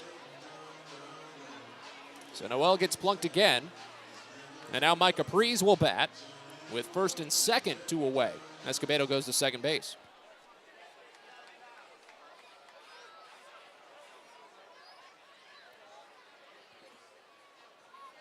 One for 3 day for Prees. The infield plays him deep. First pitch to the lefty. And he lines it into center field. Watson initially ran in, but he runs back, reaches up over his shoulder, and near the alley makes the catch. That one was close to maybe getting over his head, but Watson has really shown some great speed in center field the last 3 weeks. Runners get stranded at first and second, and as we go to the 8th here in Akron, Bowie still leads 7-1. You're listening to Baysox Baseball. If you own or operate a building or facility, or if you're a general contractor that is located or operates in the D.C. area, there is no doubt that it is important for you to have the best trained and most qualified people working for you. Members of Steamfitters UA Local 602 provide the highest level of HVAC, mechanical, and specialty piping services to the various customers we serve. For more information about the services we provide and for a list of companies you can hire, please visit steamfitters-602.org.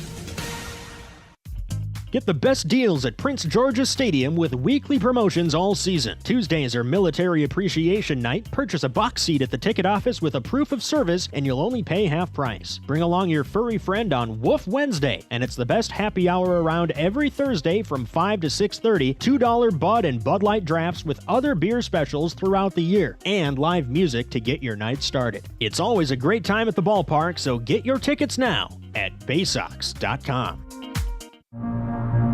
At DCA Imaging Systems, we provide a tenured team of office technology professionals ready to be your trusted advisors. From document creation, output devices, scanning and workflow, to document security and storage, we understand people print, not printers. Give DCA Imaging a call, 301-577-1021, or find out more about how we can help you. DCAimaging.com. DCA Imaging Systems, office technology made easy.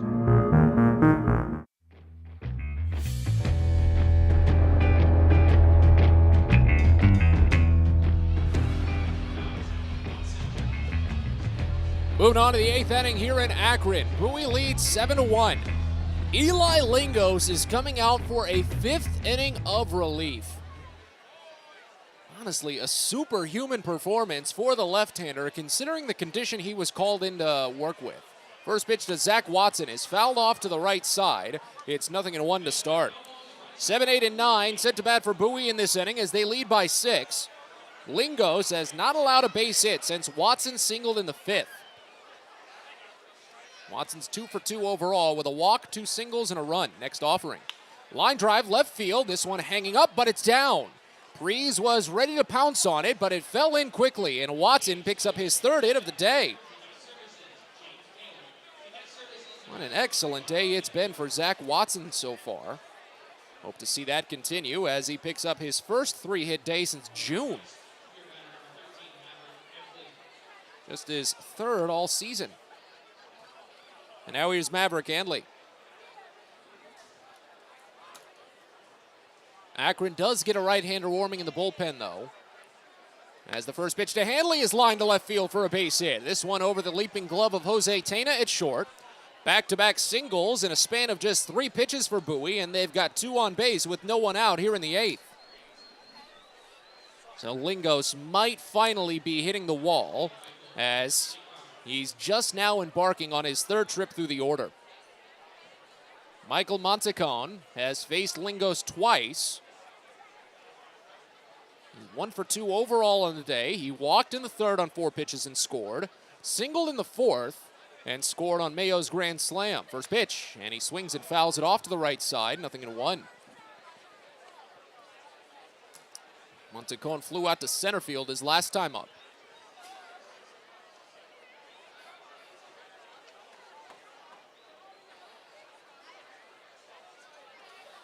Lingos comes set. Fires the next, and it's swung on and missed. Curveball down, and it's 1 ball and 1 strike. But again, Bowie leads 7-1, and Eli Lingos has really shouldered so much of the load on what had been, in essence, a bad pitching day at the start for Akron. And he has saved them from potential troubles over the remainder of this week. The 0-2 pitch misses down and in and splits the wickets. Gets between Lavastida and goes back to the screen. Runners advance. See which way they rule that. If it's a wild pitch or a passed ball, either way, Bowie puts 2 into scoring position as the count goes to 2 balls and 2 strikes here on Montecon. I'll make that 1-2. But now the infield plays in. Still no one out.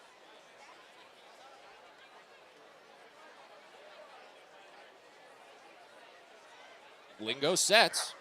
He's up to 60 pitches. The next. And it's swung on and missed down for strike 3. I'm not sure Lingo's fired a single fastball in that plate appearance. 6 strikeouts for Lingos today. And that'll be the last batter he faces. They don't want him to face Connor Norby for a third time, and I don't necessarily blame them. Ruglis Odor is out, and an incredible relief appearance for Eli Lingos. He goes 4 1/3 innings to bridge the gap into the 8th for Akron, and now a right-hander will come in. He gets a well-earned round of applause. Baysox have first and second with 1 out in the top of the 8th. They lead 7-1. You're listening to Baysox Baseball. Hey Baysox fans, On the Green Inc. is a proud sponsor of the Baysox and is celebrating 25 years of providing custom lawn care and pest control programs with guaranteed results for residential and commercial lawns. Mention this ad and receive a discount on your first lawn care or pest control service. Enjoy the outdoors this summer with On the Green Inc. Visit our website at onthegreeninc.com or call 410-695-0444. Let's go Baysox and On the Green Inc., your lawn care team. The best way to take in a Baysox game is with a group outing at Prince George's Stadium. Everything from entertaining clients to birthday parties and even fundraising opportunities for your team, the Baysox offer plenty of options for your group at unbeatable rates with plenty of options on suites, seats, and decks around the ballpark. Your group can eat their fill and have an unforgettable time. Find out more and schedule your group outing by calling 301-464-4880 or going to Baysox.com.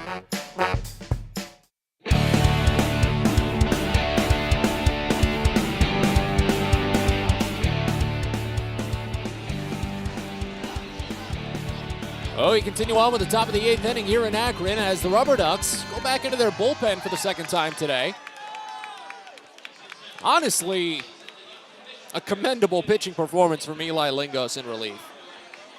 To get called upon after the starter allowed the first 3 batters of the 4th inning to reach safely. Lingos came in the 4th, did allow a grand slam.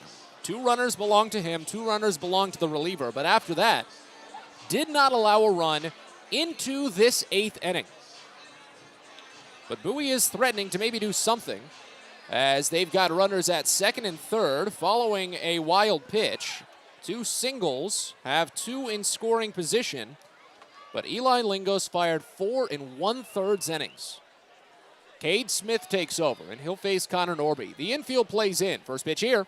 And Norby checks his swing on an inside breaking ball. It nearly got his hands. They appeal to the base umpire, but he held up. It's 1-0 to start. 4 1/3 innings for Lingos. He allowed 5 hits, and at the moment, 2 runs. It could jump up to 4. He struck out 6 and walked only 1.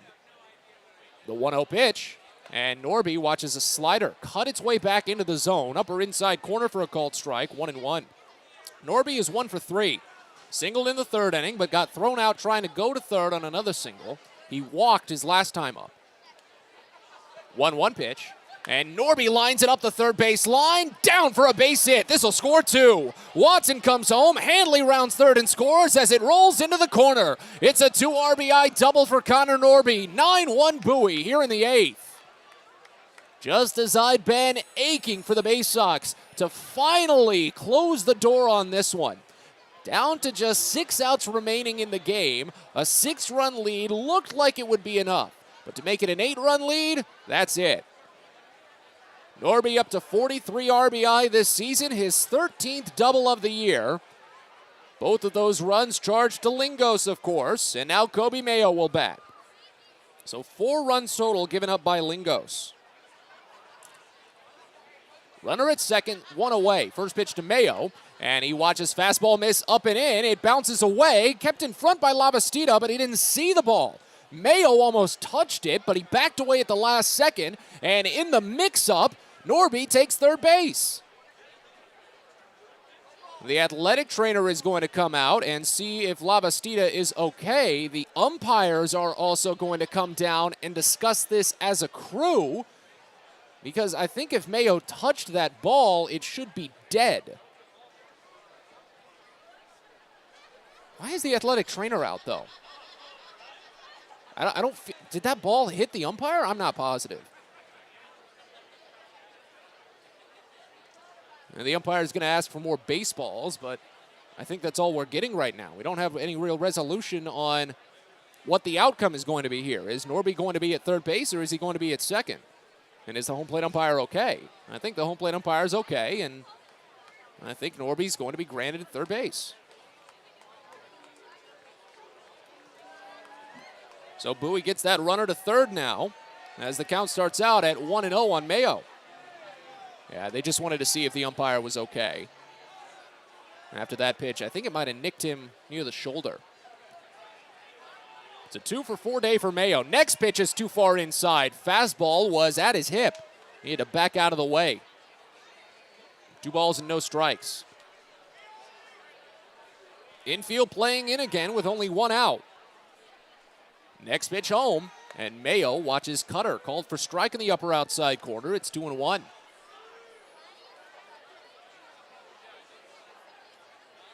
Baysox have a right-hander throwing in their bullpen right now. Still can't get an accurate read. 2-1. Called a strike on a fastball lower outside corner. 2-2 on Mayo. It's a career high tying 5 RBI for Mayo today. First time he'd done that since June of last season.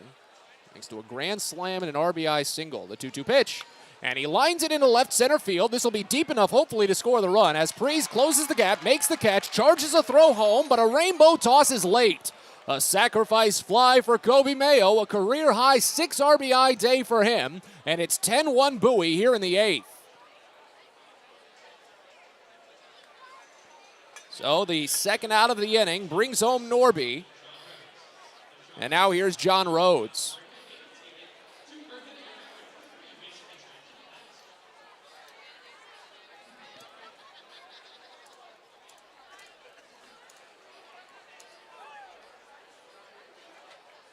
First pitch, and Rhodes swings and misses. Fastball down. And it's 0-1 to start. Rhodes is 1 for 4. Hit a line drive off of the pitcher's ankle in the third inning. That got him to first base. 0-1 pitch, and he pops it foul right side, 0-2.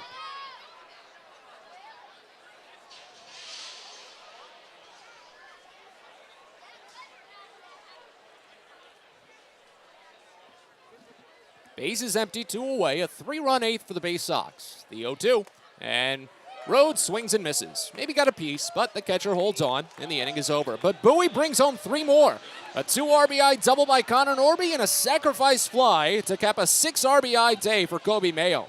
We go to the bottom of the 8th. Bowie leads 10-1. You're listening to Baysox Baseball. Pest Now is proud to partner with the Bowie Baysox and provide their pest control services. For all your residential and commercial pest control needs, call Pest Now. For general pest control, termite control, mosquito control, and all other pest control services, call Pest Now. You can reach us at 301-231-8300 or visit us online at www.pestnow.com.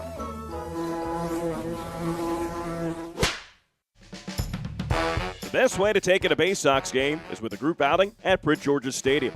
Everything from entertaining clients to birthday parties and even fundraising opportunities for your team, the Baysox offer plenty of options for your group at unbeatable rates with plenty of options on suites, seats, and decks around the ballpark.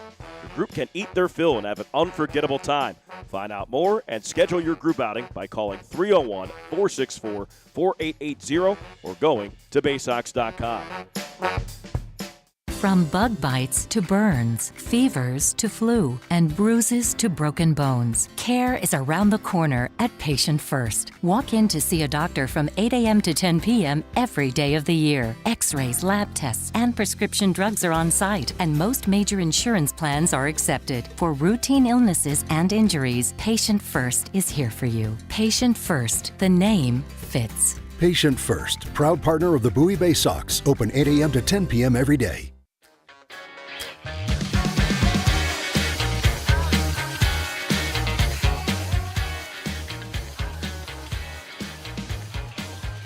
Bottom of the 8th inning here in Akron as the Baysox are making a pitching change.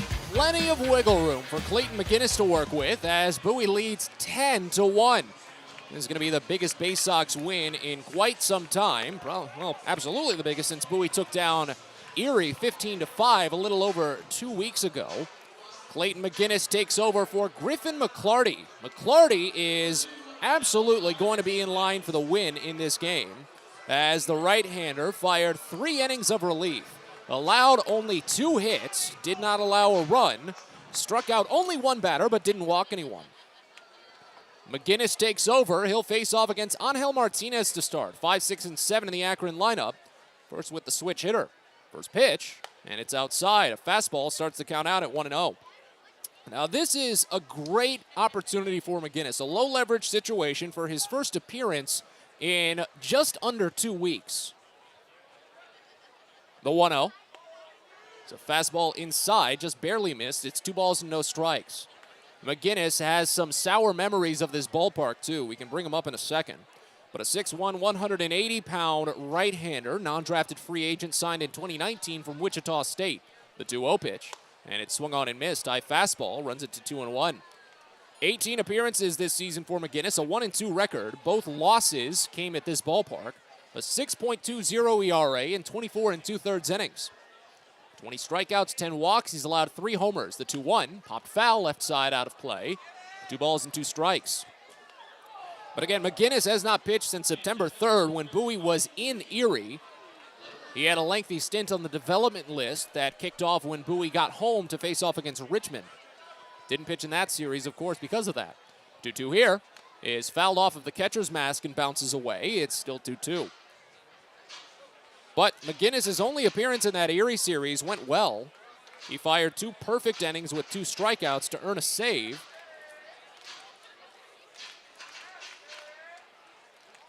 And now he's trying to start his day with a strikeout. Martinez is 0 for 2 with 2 strikeouts today. He's walked once.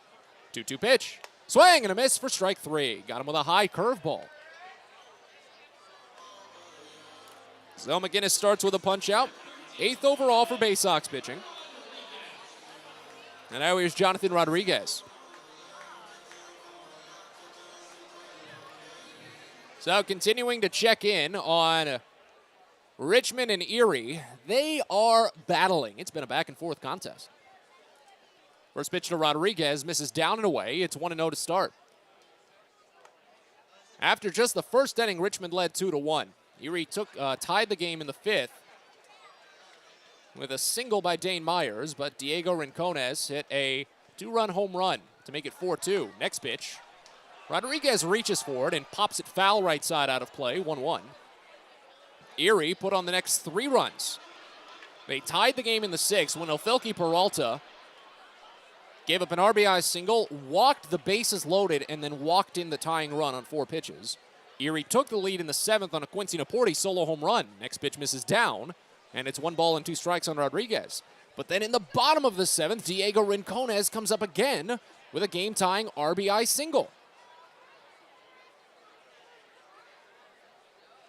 So it's 5-5 going into the bottom of the 8th. The 2-1 pitch, swing and a miss, curveball down, and it's 2 balls and 2 strikes. Bases empty, 1 away here in the bottom of the 8th. Bowie leading 10-1.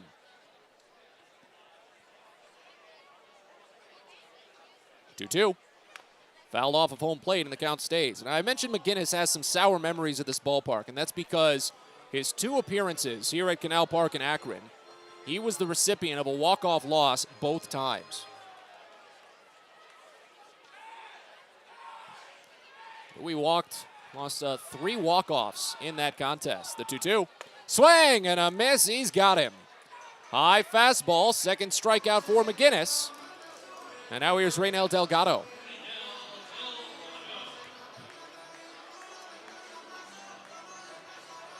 One of them was partly on McGinnis and partly on the extra inning rules.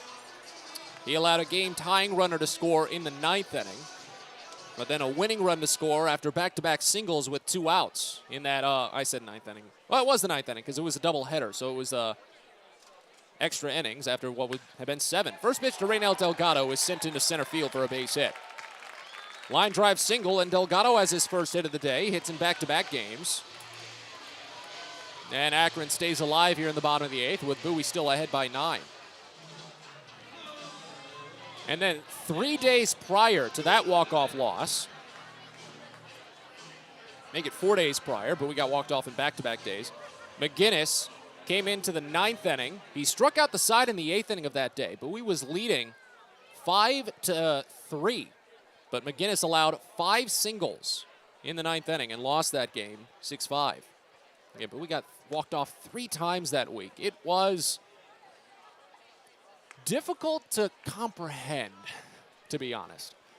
But it happened. First pitch to Daniel Schneemann is swung on and fouled off back to the screen. It's 0-1.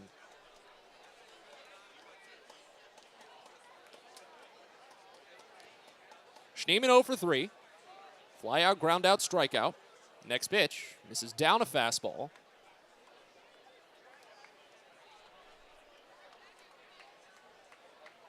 One ball and 1 strike now.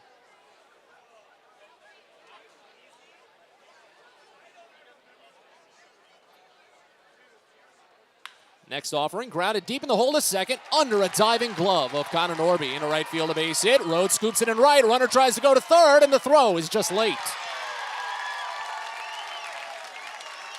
Delgado with some excellent speed was able to sprint around the bags on just a slow bleeding single into shallow right center field. 2 base hits with 2 outs, and Akron is finally getting some business here in the 8th inning. But Bowie still leads by 9, so not much to get too upset about. You just want to see this inning, this game wrap up quickly. Here's Julian Escobedo.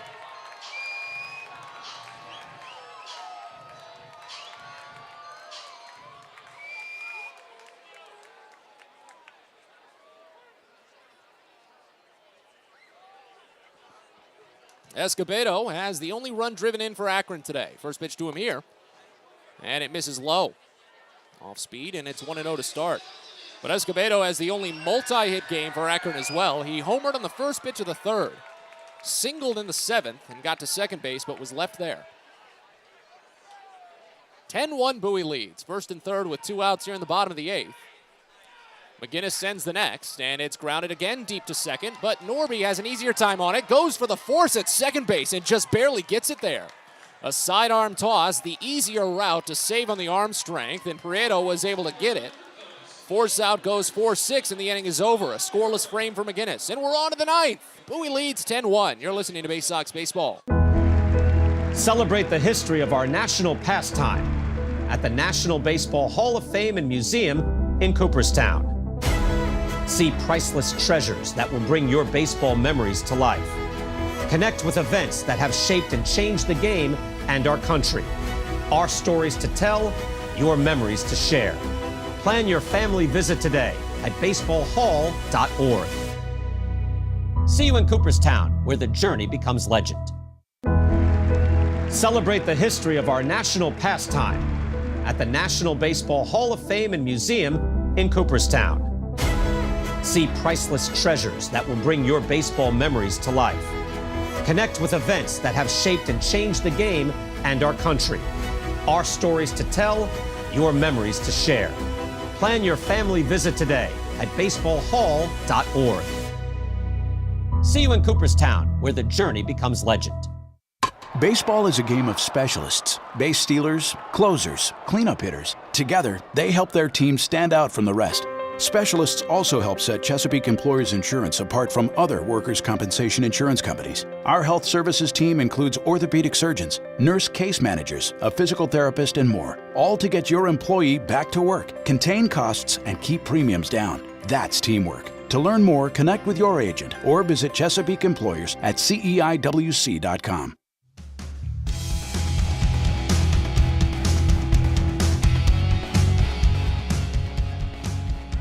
Moving on to the 9th inning here in Akron. A 10-1 Bowie lead. Baysox have a chance to wrap this one up, maybe put a little bow on it with something more here in the 9th. They scored 3 in the 8th. Cesar Prieto will lead off as Cade Smith is back out for his first full inning of relief. Right-hander fires the first, and Prieto watches fastball miss outside. It's 1-0 to start. It'll be Prieto, Toby Welk, and then Andrew Dashbach to bat. 4, 5, and 6 in the lineup. Left-hander Prieto is 1 for 4. RBI single back in the 3rd inning. 1-0. And it's called a strike in the lower outside corner. Run the count even and a ball and a strike. Bottom of the 8th over in Richmond. A back-and-forth contest has the Squirrels with an opportunity. First batter of the inning got to third base. Next pitch here is swung on and missed high. Fastball runs it to 1-2 on Prieto. It was a single and an error that got Richmond a runner to third, but the next batter just struck out. Again, it's 5-5 in the 8th. 1-2, and Prieto sprays it foul left side. Count stays.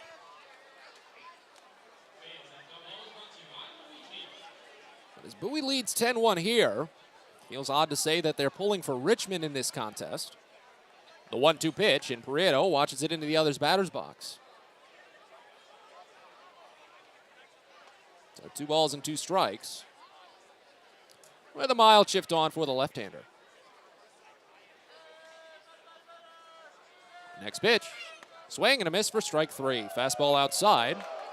Second time that Prieto has struck out today. Second strikeout for Cade Smith. That's the 9th overall for Akron pitching. Here's Toby Welk.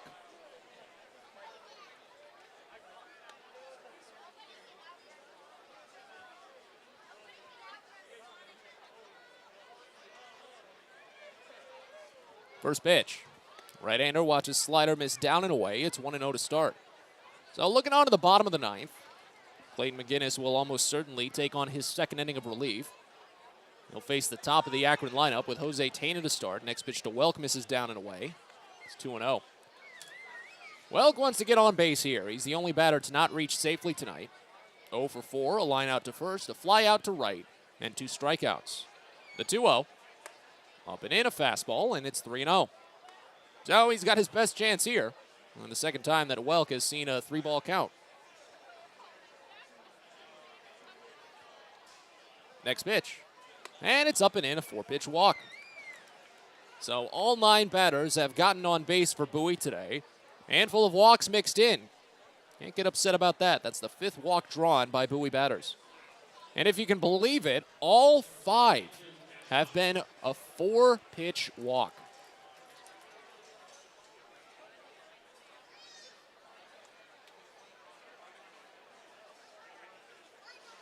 Here's Andrew Dashbach. First pitch. And he watches slider miss down and away. 5 consecutive out of the zone for Cade Smith here. 0 for 3 day for Dashbach. He walked in the 4th and scored. Reached on an error in the 2nd, struck out swinging in the 7th. As the 1-0 pitch is down and away. It's 2 balls and no strikes. Well, I brought this up on pregame and a little bit on our pregame video show on social media that you could be happy about what Bowie accomplished yesterday. The 2-0 pitch, and Dashbach fouls it off right side. It's 2-1. But the more important thing that Bowie needed to do after picking up a crucial win last night was focus on what needed to be improved, because Akron really did do a lot of the work for Bowie yesterday. They gave them 3 runs. The 2-1 swung on and missed high. It's 2-2 on Dashbach because Akron walked a batter with the bases loaded. They hit 2 different batters with the bases loaded. That's 3 runs for Bowie. The Baysox were still struggling with getting base hits with runners in scoring position. That has finally not been an issue today. The 2-2 is called strike 3. Curveball in the lower inside corner. Zone might have been a little bit wider if there's some dinner reservations to catch. As Smith picks up his 3rd strikeout of the day. 10th overall for Akron pitching, and now here's Zach Watson. It's been a 3-hit day for Watson. The perfect 3 for 3 overall. He does not have a 4-hit day this season. He doesn't have a 4-hit day in his career. First pitch. And he watches outside. 5 plate appearances. Watson has a first pitch ball on 3 of them. He's single in the first pitch he saw in the 4th. He's got 3 singles today. The 1-0. Called a strike. A little generous on the outside edge. It's 1-1. The runner at first, now 2 outs. As Bowie leads 10-1 here in the 9th. Just seeing how much more they can put away before they finally put this one away. The 1-1. Slider down and away, a check swing. Watson held off. They appeal on it, and the count goes to 2 balls and 1 strike. Again, Smith just trying to wrap this one up, but it looks like Akron might start getting an arm loose if Smith gets into trouble. The 2-1, and Watson fouls it off right side. It's 2 balls and 2 strikes. Not actually throwing off of the mound, but throwing one of those weighted plyometric balls to get the muscles loose. Runner at first, 2 away. Smith sets out of the stretch, third base side of the rubber. 2-2 pitch. Watson pops it up in the air, foul ground. Lavasita late to shed the mask, runs to the warning track, but it gets out of play. That one carried pretty hard and finally fell into the third row of seats. Count stays even at 2 balls and 2 strikes.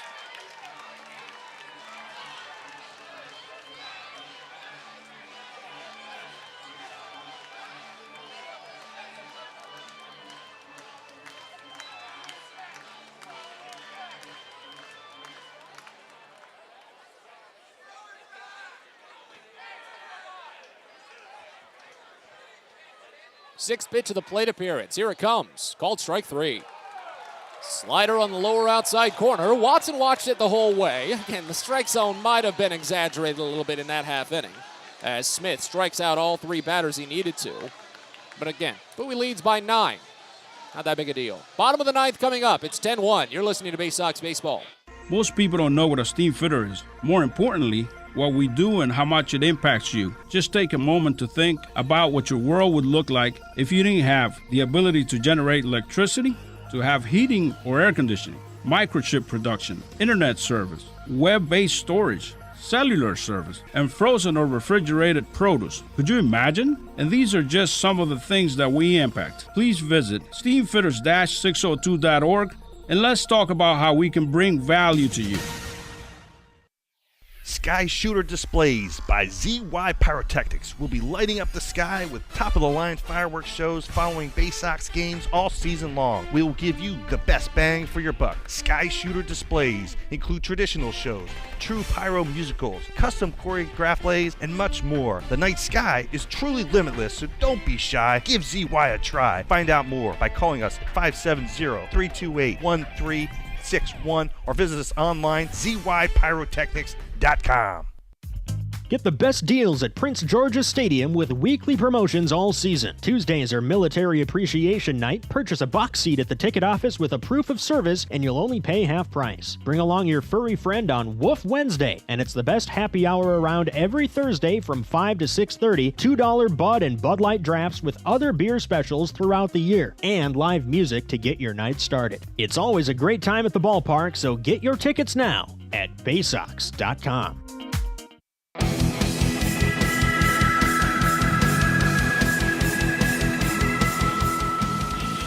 Bottom of the 9th inning here in Akron. The Baysox trying to close this one out.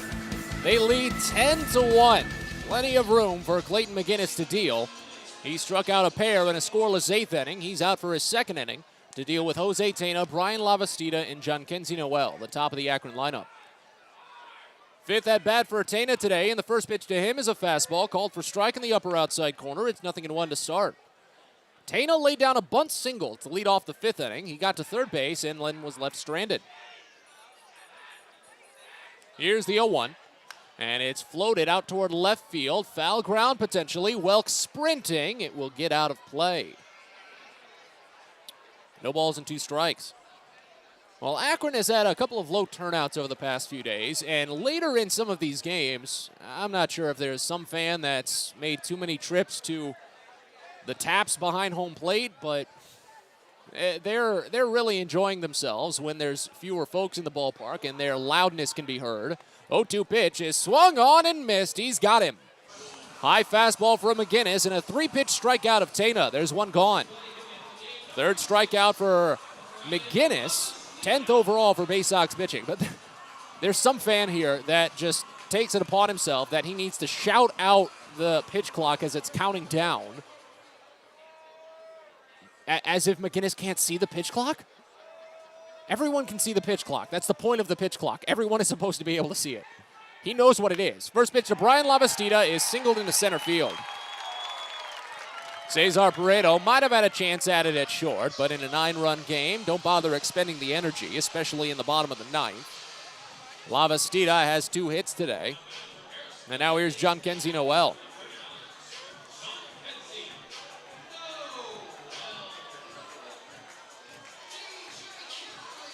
0 for 2 day for Noel. He faced Griffin McClarty twice, and he got hit by a pitch both times. First pitch here, and Noel smashes it to left center field. Watson running back, but he looks to see it in front of the warning track. He runs in to make the catch. Fires back to the infield just in case Lavastida tried to tag on that deep flyout, but that wasn't the case. 2 away. McGinnis just about to wrap this one up.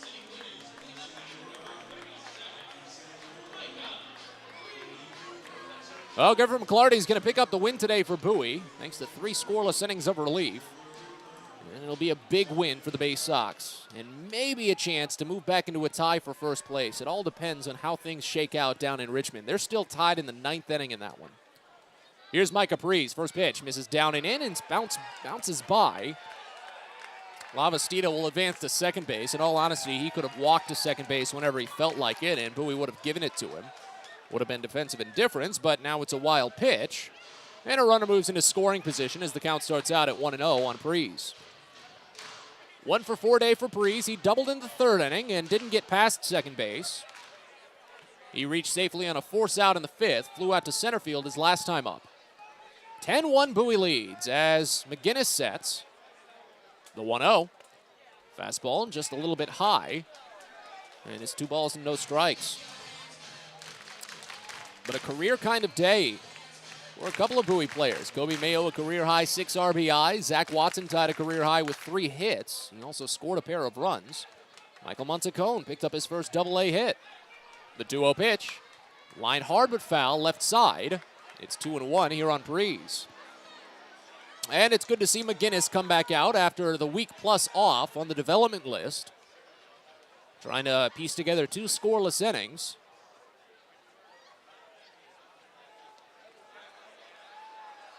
As the righty sets, the 2-1 pitch.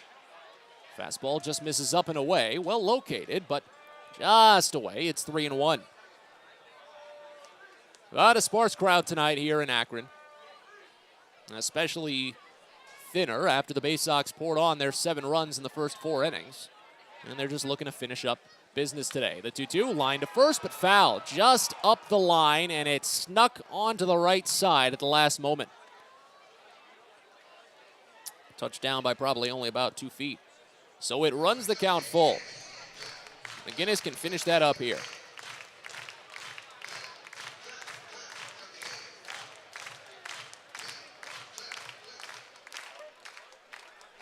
Runner at second, 2 away in the bottom of the 9th.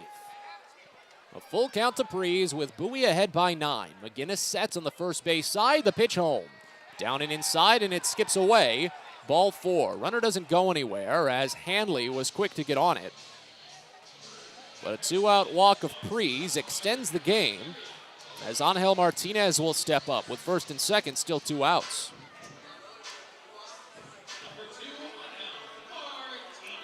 For 3 day for Martinez. He walked in the 3rd inning. He struck out 3 times.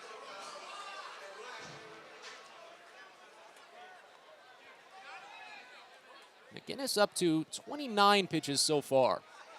First pitch here. Misses high, a fastball.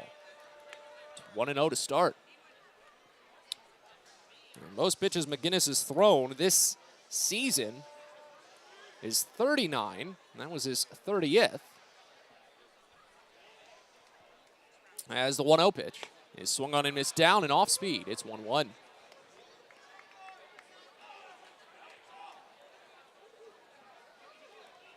A 10-1 Bowie lead here in the bottom of the 9th. Just finishing this one out so everyone can get to bed at a reasonable time. McGinnis sets. 1-1 pitch to Martinez. Is swung on and missed high, a fastball. It's 1-2.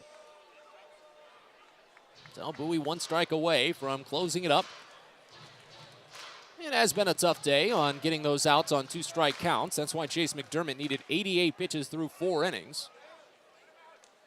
But Clayton McGinnis can wrap it up here. First and second, 2 away. The 1-2 pitch. Swing and a miss for strike 3. The Bowie Baysox are winners once again. Domination over the Akron Rubber Ducks to take the second game in this series. 10-1. We're back with more, discussing this on Baysox postgame after this. You're listening to Baysox Baseball. At Luminous Health, we want you to feel your best. This summer, take the time to catch up on your annual health screenings. Visit us at our Anne Arundel Medical Center, Doctors Community Medical Center, or one of our primary care offices in your neighborhood. At Luminous Health, you are the MVP. Learn more at luminoushealth.org. At DCA Imaging Systems, we provide a tenured team of office technology professionals ready to be your trusted advisors. From document creation, output devices, scanning and workflow, to document security and storage, we understand people print, not printers. Give DCA Imaging a call, 301-577-1021, or find out more about how we can help you. DCAimaging.com. DCA Imaging Systems, office technology made easy. Fielder's Choice Flex Packs with the Bowie Baysox. The best value to see the best games at Prince George's Stadium. You could save up to 30% on your selected seat from day one and enjoy a number of exclusive member benefits, including flexible exchange options, discounts on suite rentals, special access to the Diamond View restaurant, and a free members collectible at your first home game of the year. Get your pack now by calling 301-464-4865 or heading online to baysox.com.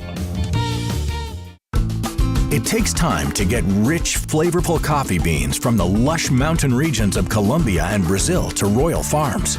But less than a minute to get yourself a delicious hot cup of the finest and freshest coffee in the world. Because Royal Farms' new Swiss-made coffee machines grind those rich, flavorful coffee beans and brew them one magnificent cup at a time. It's why Royal Farms makes the freshest and best coffee in the world. Real fresh, real fast. Royal Farms. It's now time for the Bowie Baysox post-game show. Let's head back to the ballpark with Matt Savanas. Well, a big win, an important win for the Bowie Baysox tonight as they take a 2-1 lead in this 6-game tilt with the Akron Rubber Ducks. 10-1 over the Guardians affiliate this evening. Largest win for the Baysox in just a little bit over 2 weeks. And their first win by more than 4 runs in a long, long time. But we've got a lot to talk about on this one, and as we get rolling with Baysox postgame, Matt Zapatas with you from Canal Park. We'll recap it and look around the Eastern League, get you caught up on some of the games still in action, some of the games final, as well as the Orioles organization too. But first, we've got a recap. So we take you back in time to the faraway land of 6:37 p.m. First pitch came home from Doug Nikhazy to Connor Norby.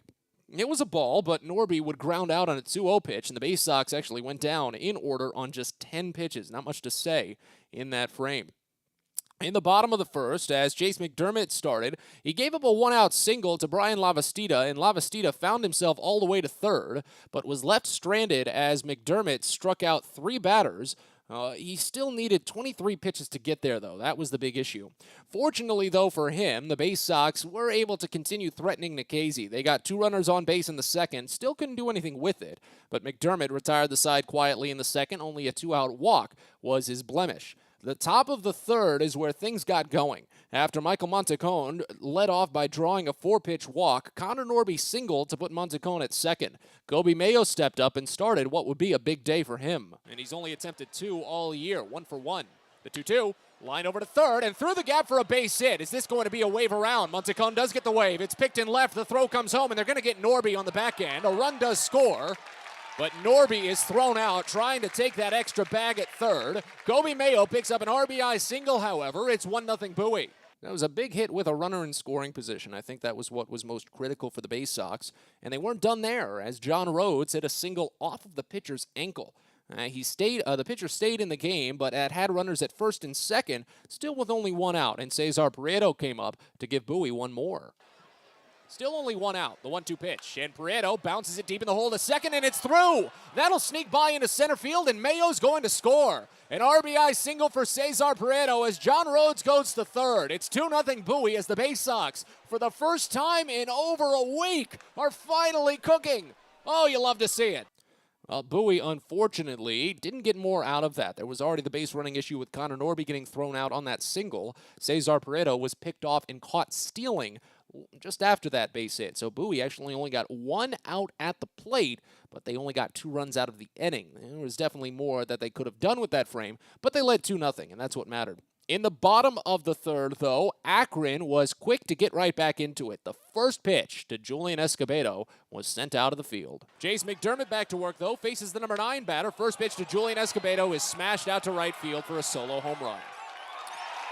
One pitch, and Akron is back in this, trailing just 1 run.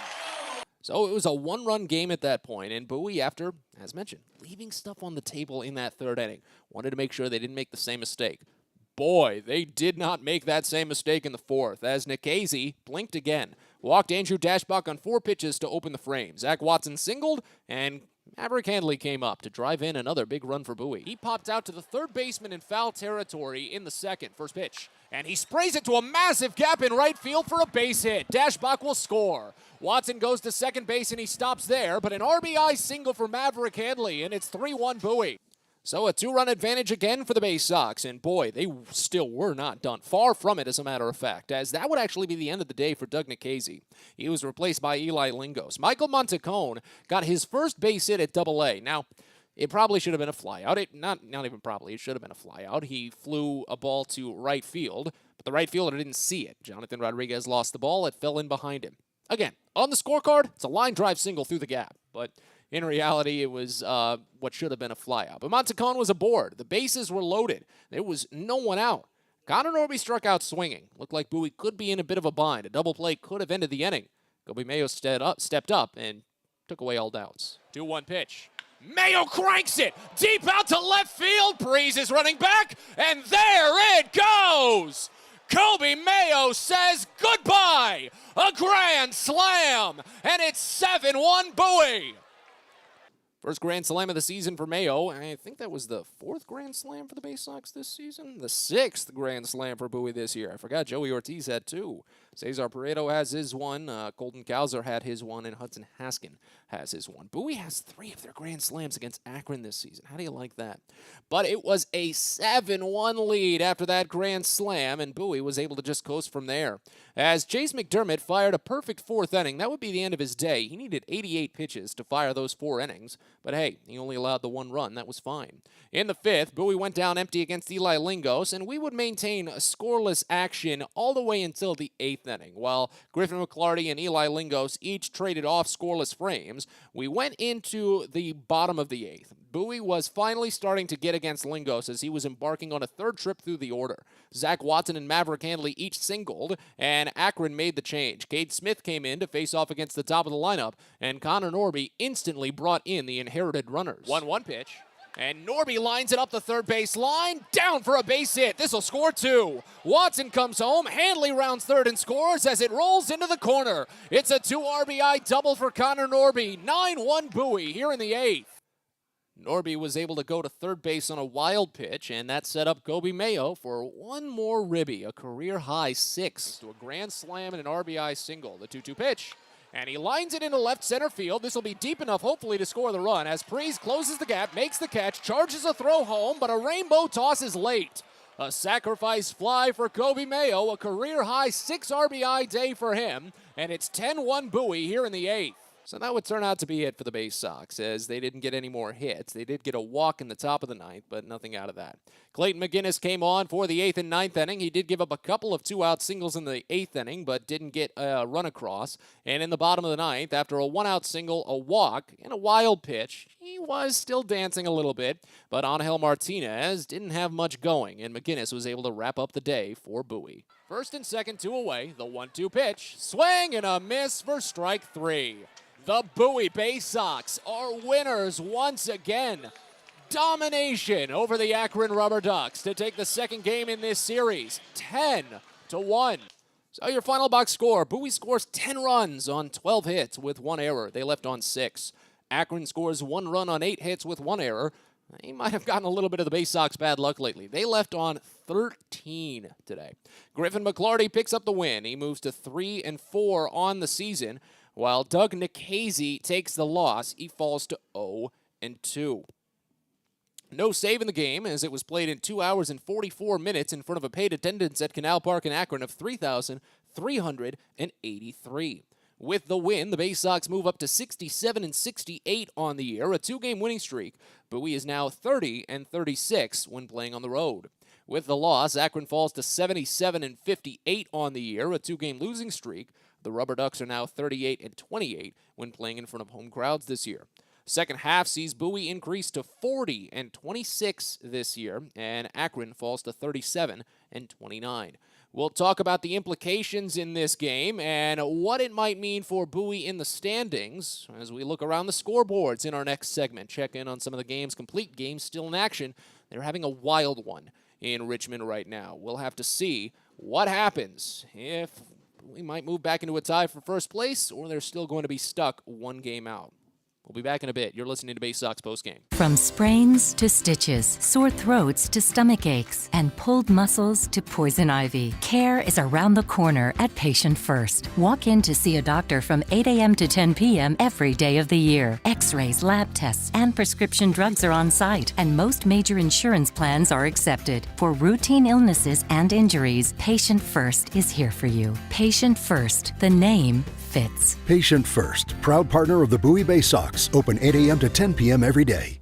If you own or operate a building or facility, or if you're a general contractor that is located or operates in the D.C. area, there is no doubt that it is important for you to have the best trained and most qualified people working for you. Members of Steamfitters UA Local 602 provide the highest level of HVAC, mechanical, and specialty piping services to the various customers we serve. For more information about the services we provide and for a list of companies you can hire, please visit steamfitters-602.org.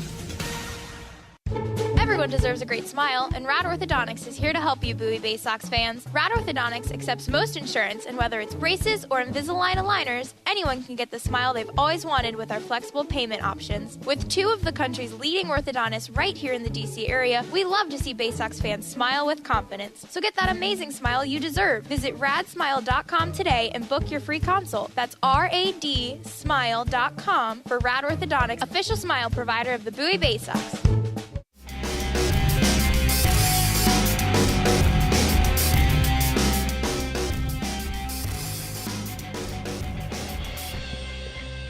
Back to Akron one final time here on Baysox Postgame as we continue from Canal Park following a 10-1 Bowie win over the Rubber Ducks. Bowie now takes a 2-1 lead in this 6-game set to cap off the regular season. As we look around the rest of the Eastern League right now, there are a few games in action and 2 that have just come to a close. Portland continues to dominate Somerset right now as they have collected their 8th consecutive win after already having an 8-game win streak just snapped. Portland has won 16 of their last 17 games and have captured the first 3 of their series with Somerset 5-2. Portland is absolutely the team to beat in the Eastern League at this point in the season. They're going to be a tough foe in the playoffs. Reading shuts down Altoona. Quinn Priester did not have a good day for the Curve. 9-0. Reading takes down the Curve. A 6-hit shutout there.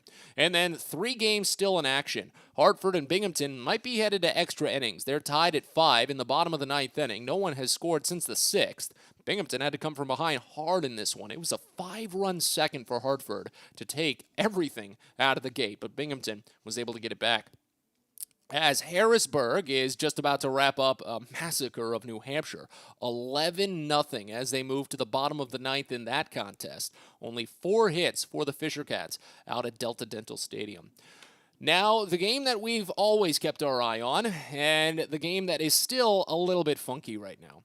Erie and Richmond. So let's talk about this because it has the most implications for Bowie, of course, in terms of where they end up at the end of the day. Dane Myers led off the game with a solo home run. It was a 1-0 start for Erie, but Richmond got a 2-run home run by Will Wilson in the bottom of the first, so they took a 2-1 edge. But Myers tied the game up with a single in the 5th inning, making it 2-2. Diego Rincones, though, picked up a bases-loaded 2 RBI single with 2 outs in the 5th, made it 4-2. But Erie tied the game up as Josh Crouch was able to get up an RBI ground out after a couple of walks. And then Ofelky Peralta walked 3 consecutive batters, including one with the bases loaded, to tie the game at 4. Top of the 7th, Quincy Naporti hit a go-ahead home run, his 31st of the season, most in the Eastern League. Made it 5-4 Erie, but in the bottom of the 7th, with runners at 2nd and 3rd and 2 outs, Diego Rincones hit an RBI single to tie the game again. in back-to-back innings now. In the bottom of each of the 8th and 9th, Richmond has gotten a runner to third base. They did not score in the 8th inning. In the 9th inning, Brett Arbach hit a bunt single, moved to second on a sacrifice bunt, and stole third. With only one out, he did not score. As Tyler Fitzgerald lined out to the shortstop and Will Wilson just now grounded out to third base, they're moving on to the 10th inning at the Diamond, a 5-5 tie. That game has massive implications for the Baysox. If Richmond wins that game, then the Baysox will move back into a tie for first place, but still not be in the postseason potentially. Remember, Erie maintains tiebreakers, but they would be tied, and that would be a much bigger opportunity for the Baysox to get into sole possession of first. If Erie wins, the Baysox would still be 1 game out of first and technically 2 games out of the playoffs. But if Erie wins, the Akron Rubber Ducks would be eliminated from playoff contention because with Akron's loss today, an Erie win would have them 4 games out of first place with only 3 games left to play, so no chance for them. At this point, though, the Altoona Curve loss has eliminated them from playoff contention as they are 3.5 games out of first place with only 3 games left to play. No matter what happens with Erie. If Erie loses, then they would still be 3.5 out of first. If Erie wins, then Altoona would be 4.5 out of first. There's no path for Altoona anymore. They're done. So that's how it looks in the Eastern League right now. We're obviously going to follow the conclusion of Erie and Richmond once this broadcast wraps up. But around the Orioles organization, it was another massive day for the Norfolk Tides. After putting on 13 runs in yesterday's win over Charlotte, they fell behind 6-0 to the Knights earlier today. But after the halfway point of the game, and at the bottom of the 5th at Harbor Park, Norfolk put on 14 unanswered runs. Robert Newstrom went yard twice. He's up to 15 homers with the Tides this season. He had a 6 RBI day. Jordan Westberg picked up his 16th home run of the season, his 25th overall this year between Bowie and Norfolk. And then down at High A, the South Atlantic League Divisional Series between Aberdeen and the Brooklyn Cyclones. Brooklyn is a Mets affiliate. Game 1 went to the Cyclones 2 days ago. It was a pretty convincing win, 8-1. But Aberdeen is returning the favor so far. They're in the bottom of the 8th down at Ripken Stadium, and Aberdeen leads 6-1 on 7 hits. It's been a good day. So if they win that one, they will play Game 3 tomorrow, and that will be a winner-take-all to see who goes to the South Atlantic League Championship Series. But, of course, the score we care about most on this production is that of Bowie's, and it was a great one today. My goodness. 10-1 over the Akron Rubber Ducks. Two sides will get at it again tomorrow for Game 4 in this series when Garrett Stallings climbs the hill for Bowie. Right-hander is 5-10 with a 6.43 ERA.